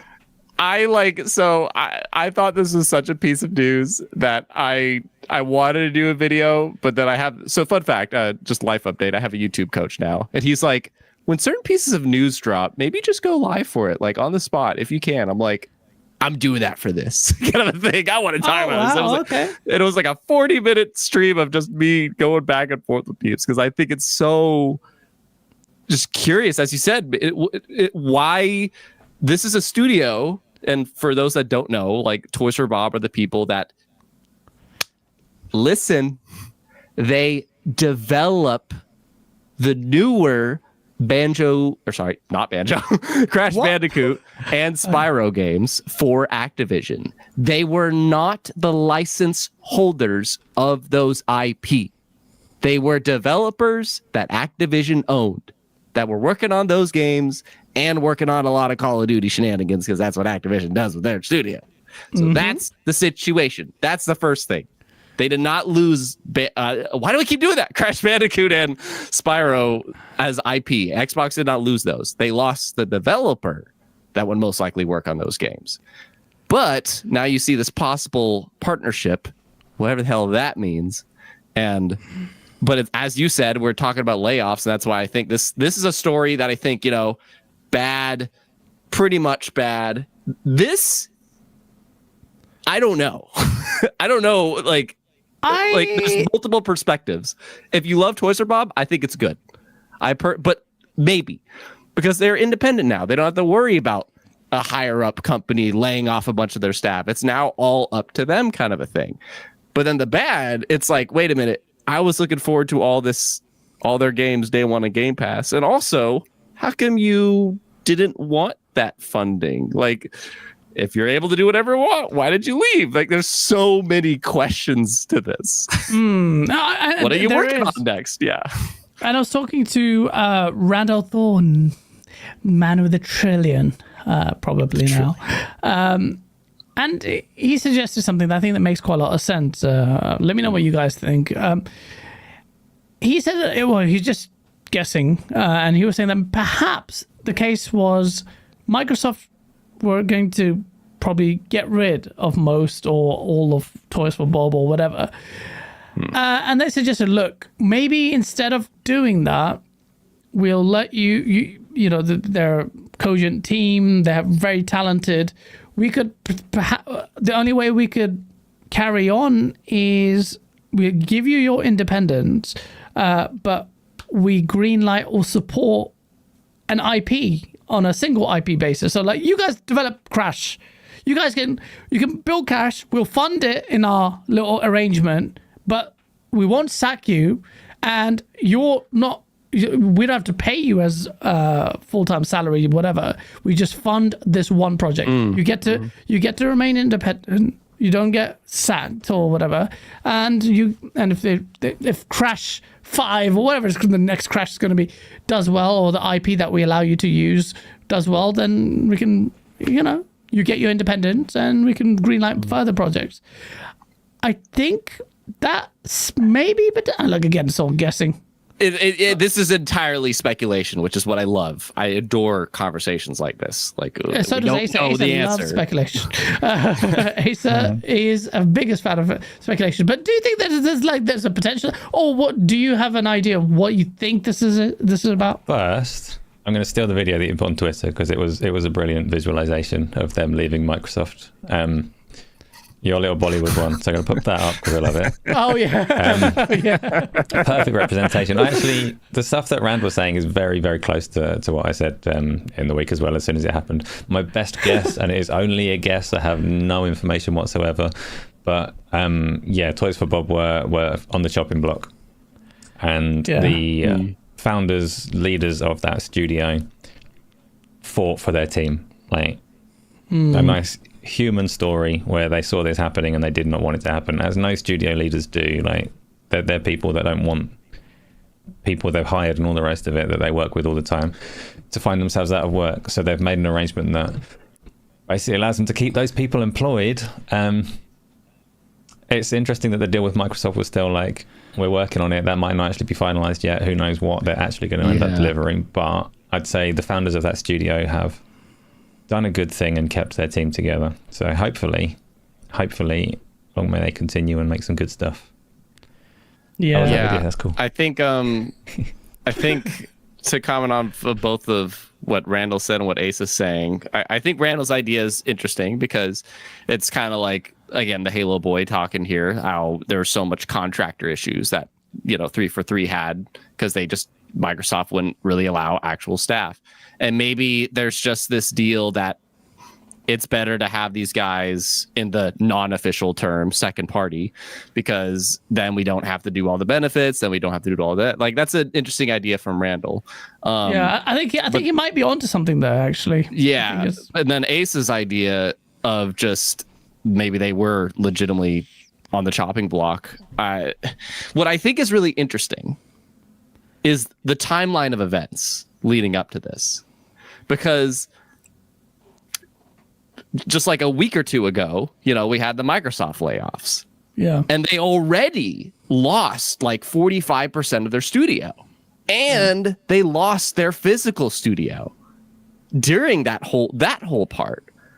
So it's, what I think is really interesting is that happened before they announced this news of being independent, instead of it happening like as a part of that transition. I think that's really interesting. And Tony Kibi theory. Yeah. I was initially thinking, because they were saying part of those layoffs were the redundancies, and this was all after they did their world tour of visiting all these freaking 20 studios or whatever that were under ABK, and what do you guys want to do and shit. And we had to make the tough call of laying off like 1,900 of you. But I wonder if that half of Toys for Bob that got laid off was that Call of Duty side. And it was that part of the team that was the redundancy, if you will. We already have so many people working on Call of Duty, and we're going to have to scale down anyway. And after talking with you guys, if what you want to work on is, the cartoony platformers or whatever you guys are feeling like doing, then this half of your team isn't really that relevant. And that's what I was thinking. Yes. But then they went independent. After they became the studio that they wanted to be. I think I don't think they're mutually exclusive. I think you're on the money there, actually. Again, guesswork. But I think just based on that, I think you're right. They've announced that they've got rid of teams working on extended teams working on COD on the COD machine. And Toys for Bob and their developers, they're quite uniquely positioned in that platformer cartoony side of things. There's talent there, there's utility there, and there's a specific skill set there to deliver that kind of game. And Microsoft would not want to scoff at or get rid of that kind of talent. Well, I say get rid of. They don't have it. Double Fine's the only team. But the thing is, this is how close to the pressure was to cut on Microsoft. Like, look, we can't justify. Like, they've done a very thorough, well, I assume, but a very critical analysis on the feasibility of these studios running. And they've come up with this design whereby they all say, look, we've cut and got rid of the people that are the extended part of the COD machine. We've now got Toys for Bob and this core group. I'm just guessing. Again, please understand this is guesswork. But for some idiot, so many morons are taking my shit out of context and posting that on Twitter now.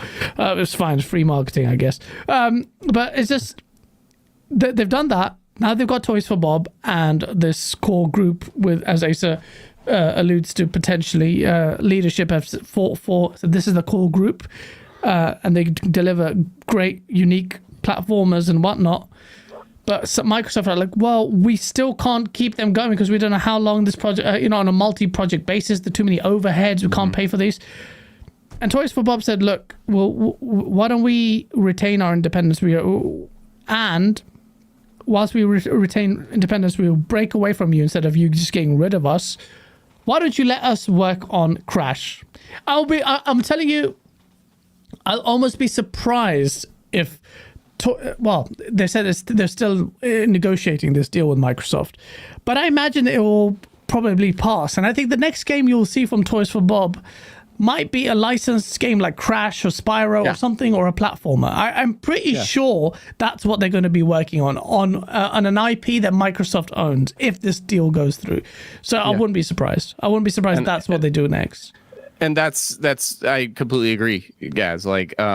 And there was somebody earlier, Matrix, who was, because this is a good point, and I'm very curious. I would love to be a fly on the wall on the meeting that happened here, because I have reservations and a lot of questions about it.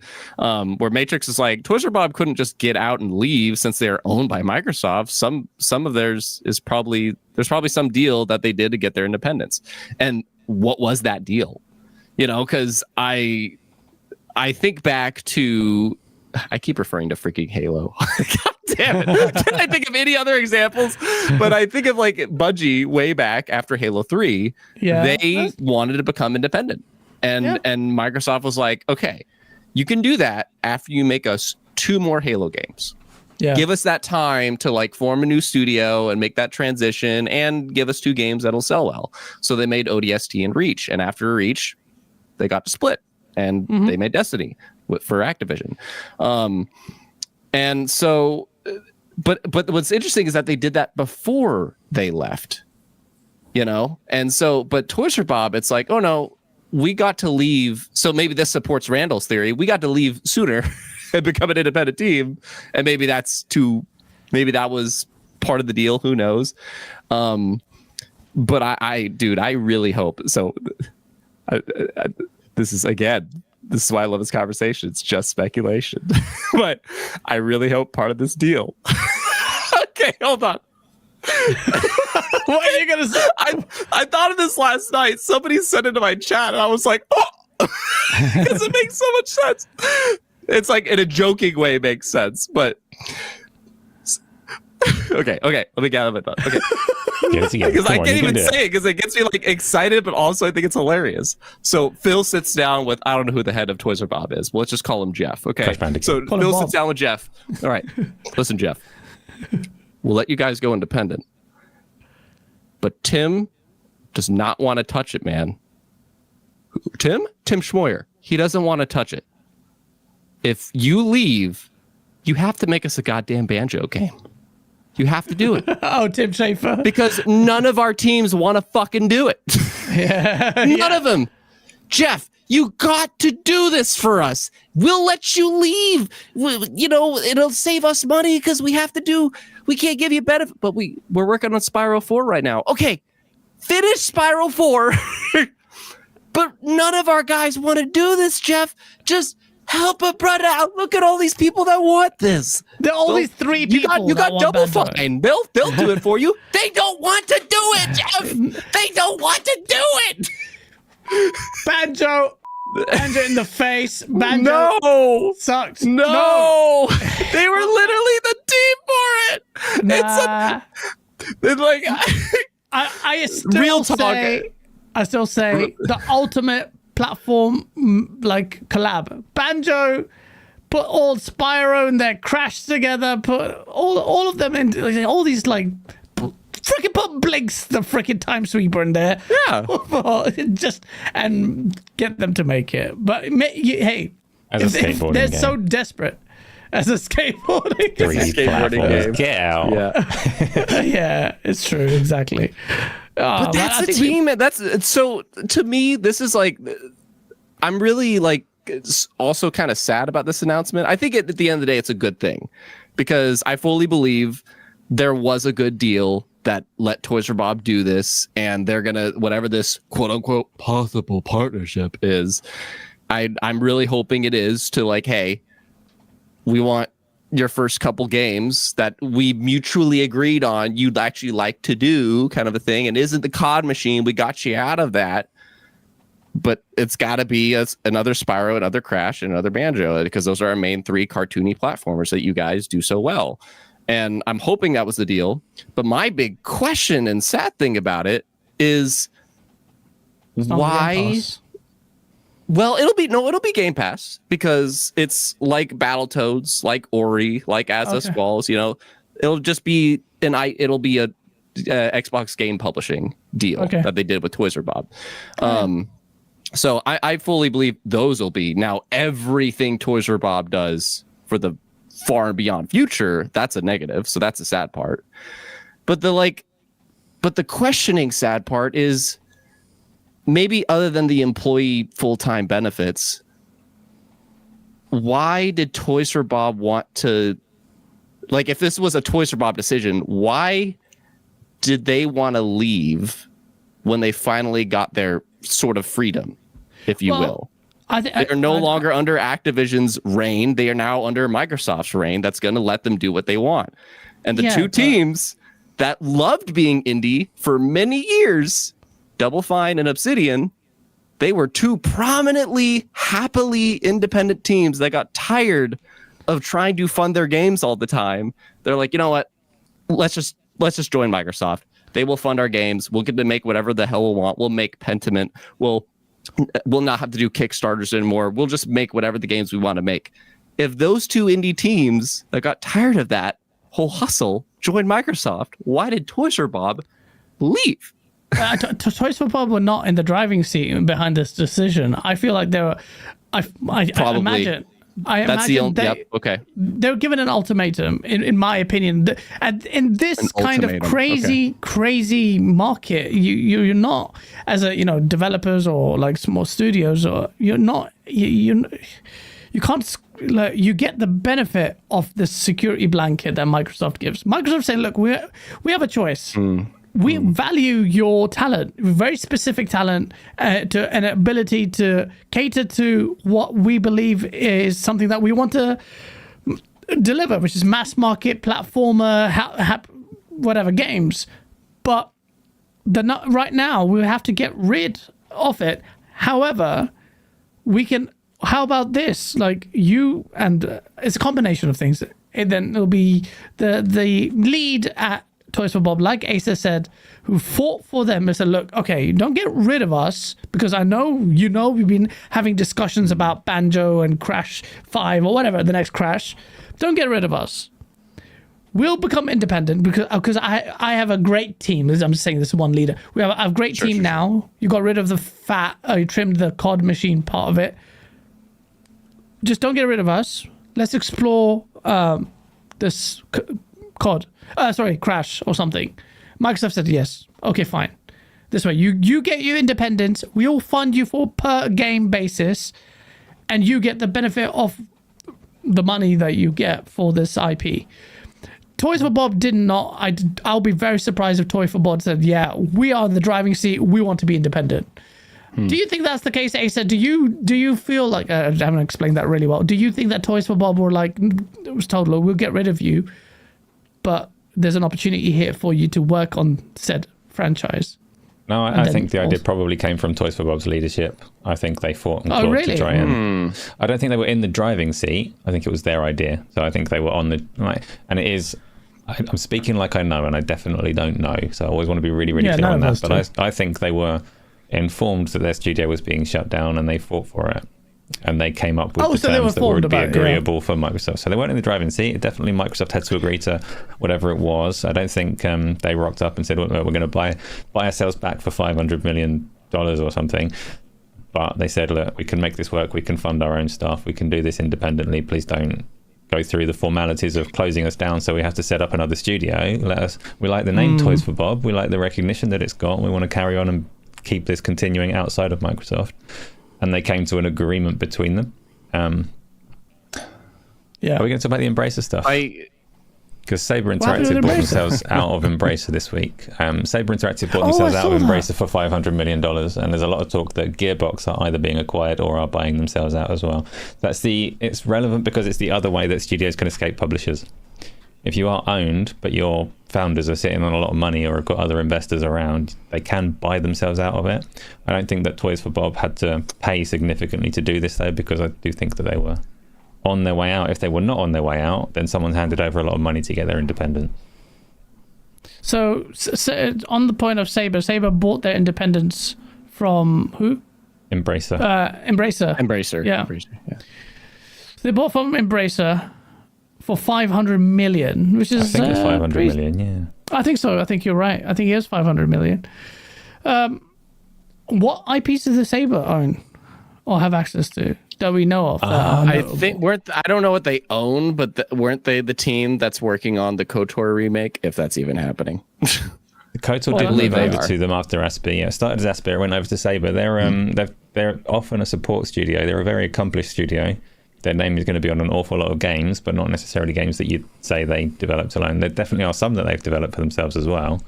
I think they're a pretty big outfit, though. A pretty big, very competent multi-platform developer. Done a lot of support work for a lot of other studios. But. Goncalo Ferreira says they're pretty big. Oh, you just deleted it, Goncalo. He says they're pretty huge and they're working on KOTOR. He said MGS and something else. So they're pretty big. Okay. Well, that's quite interesting. Like, all this is showing to me is that agility in this new space is quite important.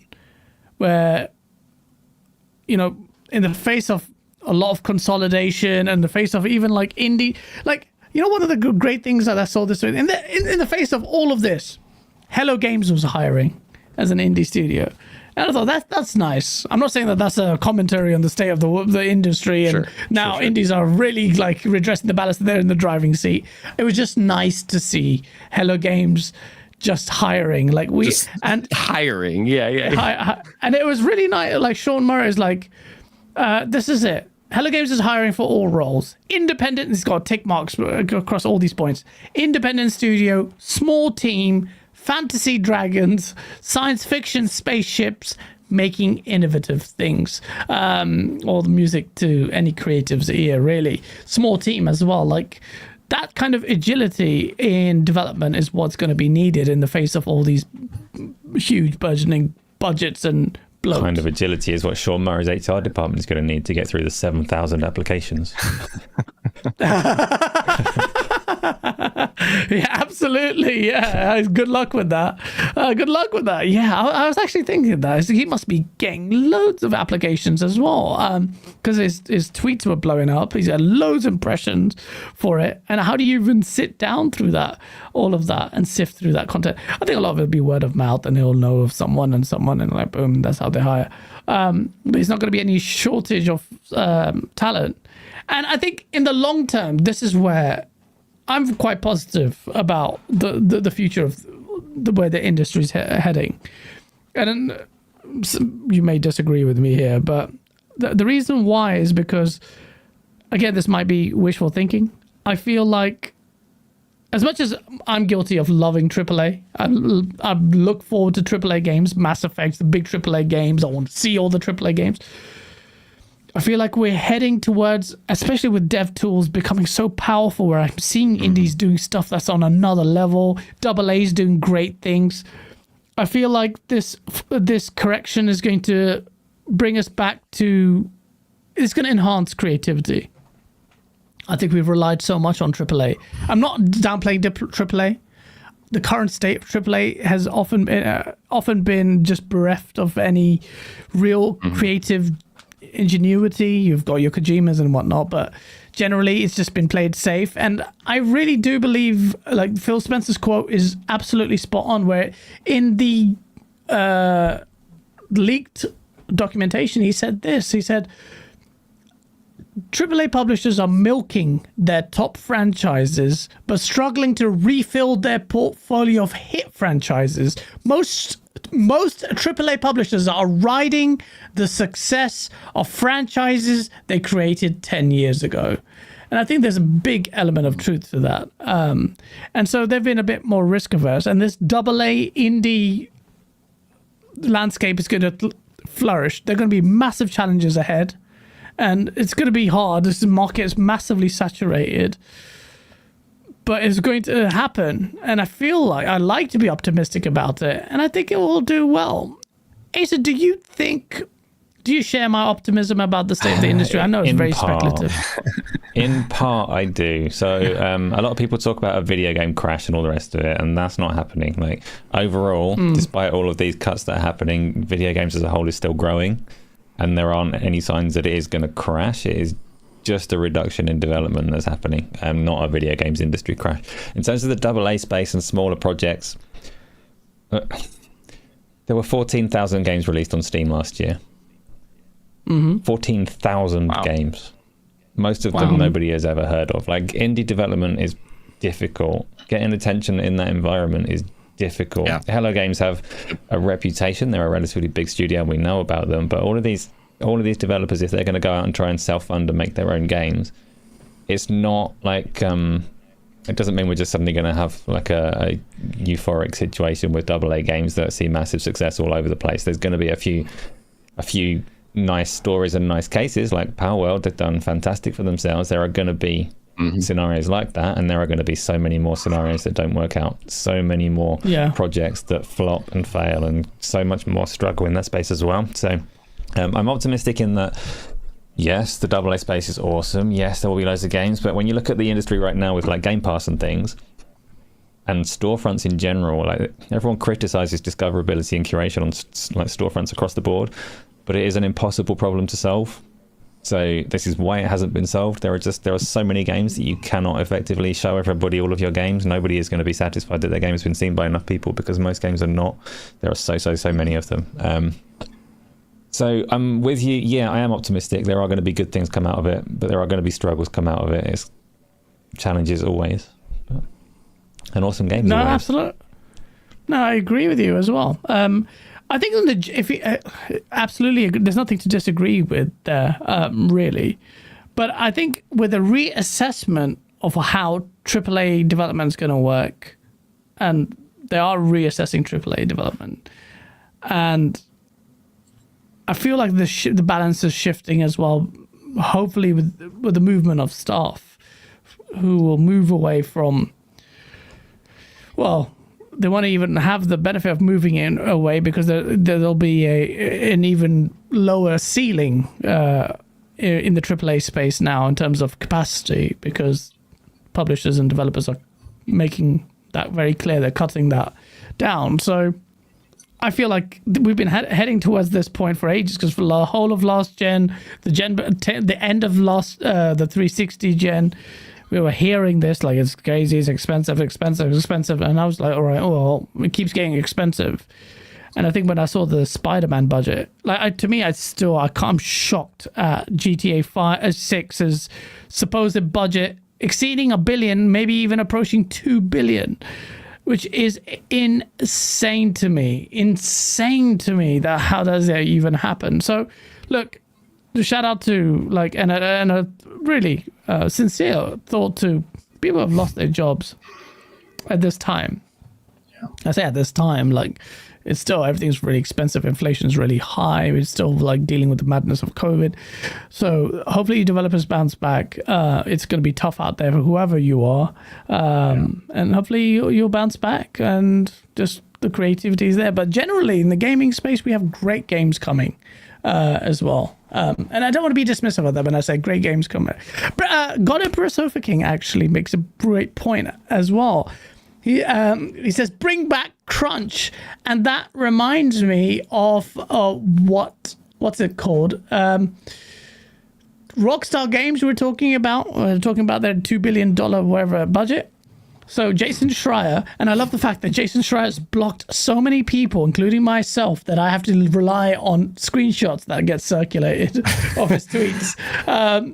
He says Rockstar Games, according to him, his report, is asking all of their employees to return to office 5 days a week starting in April for security and productivity reasons as they enter the final stretch of development for GTA 6. And employees are not thrilled. You said bring back crunch, God Emperor Sofa King. Crunch is back. Now, that is terrible.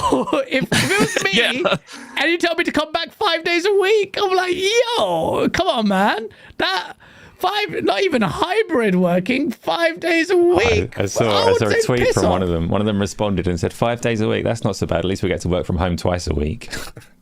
And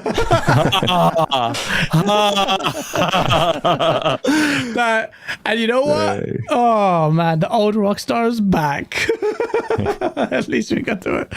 Oh shit, Rockstar are pretty the cost of them delivering the quality at that level is the human cost. That kind of is a debate though, because I don't know, it'd be great to make it just optional, but at the same time, I would always imagine there's a certain creative energy when you're all in the office together, instead of just let's get on our Zoom call, let's do a message on Slack and all these things. But we're not that whiteboard together. We're not putting our sticky notes. We're not able to just kind of drive by and look at each other's work and offer each other feedback on the fly. And I don't know, maybe Rockstar, look, absolutely, this is probably for the potential of the crunch, 100%. But I would just also, on the flip side, just imagine, look, we really want to release this game next year. And it just seems like we get work done a lot faster in the office, and we had a lot less things leaking out. So let's keep all that shit on our own computers in our office. No. But I think I understand that point. I think you're absolutely as much as we're not a fan of it, the devs have to go in 5 days a week when the rest of the world is kind of used to hybrid. That's a horrible mandate. I haven't seen that anywhere in my field or in most places say 5 days a week. So the developers absolutely will be pissed. Who are used to this has been a seismic shift in the manner in which people work, where hybrid is a huge shift.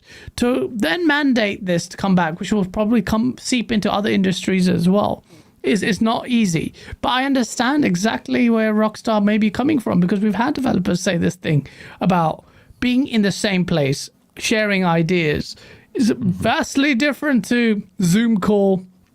Someone just barely wakes up, is like, yeah, productivity does, I'm sure, suffer, and that kind of exchange of ideas fluidly and sharing the screen like together and seeing all of that, the camaraderie, that's definitely a factor. Now, could there be compromises to be made? Sure, but there's a lot at stake here in terms of money as well, and the security point is a big one. I don't know how tough their security must be, tight as hell.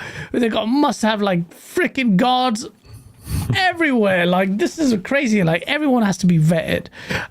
So yeah, it is what it is. Like, this is the ugly side of development. But what can you say? It's crunch is crunch. Jason Schreier's back. Crunch. So yeah, like, that's the industry, man. Yeah. Well, thank you for God of That's the industry. Yeah, absolutely. Ice Rezo, thank you for the $5 super chat. Because Toys for Bob can make a banjo and prevent Ubisoft from owning the rights because they're independent. Anything Activision makes is owned by Ubisoft. What? Huh? It's No, not it's in owned the by cloud streaming Ubisoft. rights. The whole CMA thing is that's a. Oh, here. that's strictly cloud. Yes, strictly cloud. That's only for cloud. Yeah, they don't own it. They have to they just don't. support on cloud. They don't care about that. They don't care about that. Banjo. Yeah, I don't think so, Ice Rezo. But yeah. Make banjo. So, chat, you have been welcome back, Crunch. You have been missed. The same people, Sully. If you're saying that, would you like to be crunched? That sounds weird. Like, you have to put yourself in their position, man. Although I do agree, like, developers maybe like, and it goes across the board. I don't want to be a dick because someone's gonna take out a clip. Gaz wants everyone to be crunched. So whatever. I have no strong position either way in this argument. So yeah, but yeah, I think we have covered all the topics. This is a weird one because it's all like layoffs and business stuff and very minimal game stuff. What's the big games that are coming out? When is freaking Thinking Dragon's Dogma coming out? Soon, March 22nd, 21st, something like that. 22nd. 22nd. Oh shit. Yeah. Okay. Somewhere around there, I think. Okay. Alongside Rise of the hopefully Ronin and a day after Horizon Zero Dawn and around the launch of the PlayStation version of Hi-Fi Rush, there's plenty going on in March. Rise of the Ronin, man. I don't early access of a game that nobody cares about. I think Lightyear Frontier. I think the game looks cool. I'm not sure if that's in March. Lightyear Frontier. What is that? It's a survival game, but It's a Game without Pass game. any hostilities, I think. Yeah. Yeah, they don't really show in the trailer. Yeah. Lightyear Frontier. It's You like a make mechs and farming farm stuff. survival Yeah. game, essentially. You're weird. Yeah. I thought it looked neat when they first showed it, but yeah. not too many people. Do we know what's happened with Replaced? I want to see that game. The Last Night is dead, so that's dead. I've given up on The Last Night coming out. Stalker had a release day, actually. No, it does. Yeah, that does. September. September, yeah? Okay. I believe so. Interesting. Ben in the chat says Xbox fans are waiting as usual. Where's Perfect Dark or Fable? Where is Fable, man? Where is Fable? 2020. Well, oh shit. I was like, it's gonna be in 2024. Then I was like, wait a minute, that's where we're now. There's not 2024. I originally thought that was gonna be the case, but yeah, no, I think that's 2025. It would surprise me if like 2026. It wouldn't surprise me. Like now with Final Fantasy, there, not Hi-Fi Rush coming to PlayStation. It's looking like Xbox really 3 months in. They need to release their first party games like better, man. Like The last time you had me on the show, what did I say? Spread it wide, Gaz. Spread it out. Like them legs. And stop putting all your shit in the back half of the year. Yeah, I know. Spread it out. We're getting like a game they- a decade. How much more spread do you want it? Oh man, March, May May is when they kick off. So May kicks it all off, and from there on, it's like something every month or every other month. Yeah. Yeah. Well, let's see. There's a lot of pressure on Microsoft and everyone. Everyone's feeling the brunt of the pressure. It's going to be, the industry's not dying before anyone says that. There's so much, like, people are actually really worried. I get the developers being worried, but generally the gaming industry as a whole is fine, despite the fact that there have been fundamental problems for the developers. By the way, I know this is a gaming channel, but Dune 2, I am watching it tomorrow. I can't wait. That's all I can think about, man. Let me know how it is, dude. All my friends I'm watched it. waiting to They're watch it with a buddy of mine. I'm like, nah, I want to watch it with you. Oh man, it's amazing. Dune 2 apparently is incredible. I can't wait to see it. I'm watching it tomorrow. IMAX, VIP tickets, right? I booked it the day. I was like, sit nice. there. It's going to be... Goncalo Watchday said it's amazing. IMAX sound shaking. Yes! Yes! A lot of people didn't like Dune 1, actually said that Dune 2 is incredible. That means Dune 3 Dune 1 was fantastic. What are you talking I know, man. Shit. Zorka, suck my... Dune 1 was amazing. Anyone who thinks that was crap just has bad taste. But Dune 2... I can't wait. It's going to be epic. All right. I think it's outro time, gents. Samurai Kibiji. When you said you had a YouTube coach, what does that mean? Like, what the hell does they do? What's going on? Why did you get? It's like a line I have with somebody that I pretty much message with them every day, and I pay like a monthly fee for it. But yeah, just constantly giving feedback and proposing ideas and questions. Yeah, because I'm really trying to grow this year to just kind of speak like with everybody watching. I'm really tired of being in the 30K area. I have been in the 30K area for like the past 3 years, and I know it's because like a lot of like I focused up and a lot of anime people were leaving, and people are like trying to like it was just this and the hijacking in 2019. Like I'm just tired of being in the 30K. So I told my coach, and I'm telling everybody watching, I'm like, I just want to do everything in my power in March, and I want to see if I could just do everything in my power to cross 40K. So if you're watching this and you like me or whatever, just head to the channel, man, and check some stuff out. And I don't know, like at me on Twitter. Maybe if you want a curated piece, like, hey, do you have anything on this? I'll try to find a piece for you on that. And I don't know, I'm gonna try to get on a couple shows. That's why I appreciate being on here. I'm gonna maybe reach out to some bigger people, and at the end of the month, maybe do some kind of like charity thing or something to say like, hey, if we cross 40K, I want to give to this. I don't know, like it's good cause at the same time of also being ambitious. But I'm a guy that wants to speculate with people, because I think when people speculate, they express themselves super awesomely, sometimes terribly, if you're passionate about it. And that's a great way for us to connect. That's why the Toys for Bob thing, I'm like, this is total speculation. And I love it because of that. Very interesting way of describing speculation of the utility. It's my new banner. It's my new banner, man. I just my motto is be geek, be proud, be awesome. But my new like thing, like the goal, speculate, express, connect. That's all my new banner. And if you want to do that, head over to the channel. And I appreciate you guys for watching. Absolutely, man. You're a great content creator as well. And thank you guys for having me on. Thank you for coming on. Absolutely, man. Thank you so much, man. And definitely check out his channel. He's like, make a banjo game.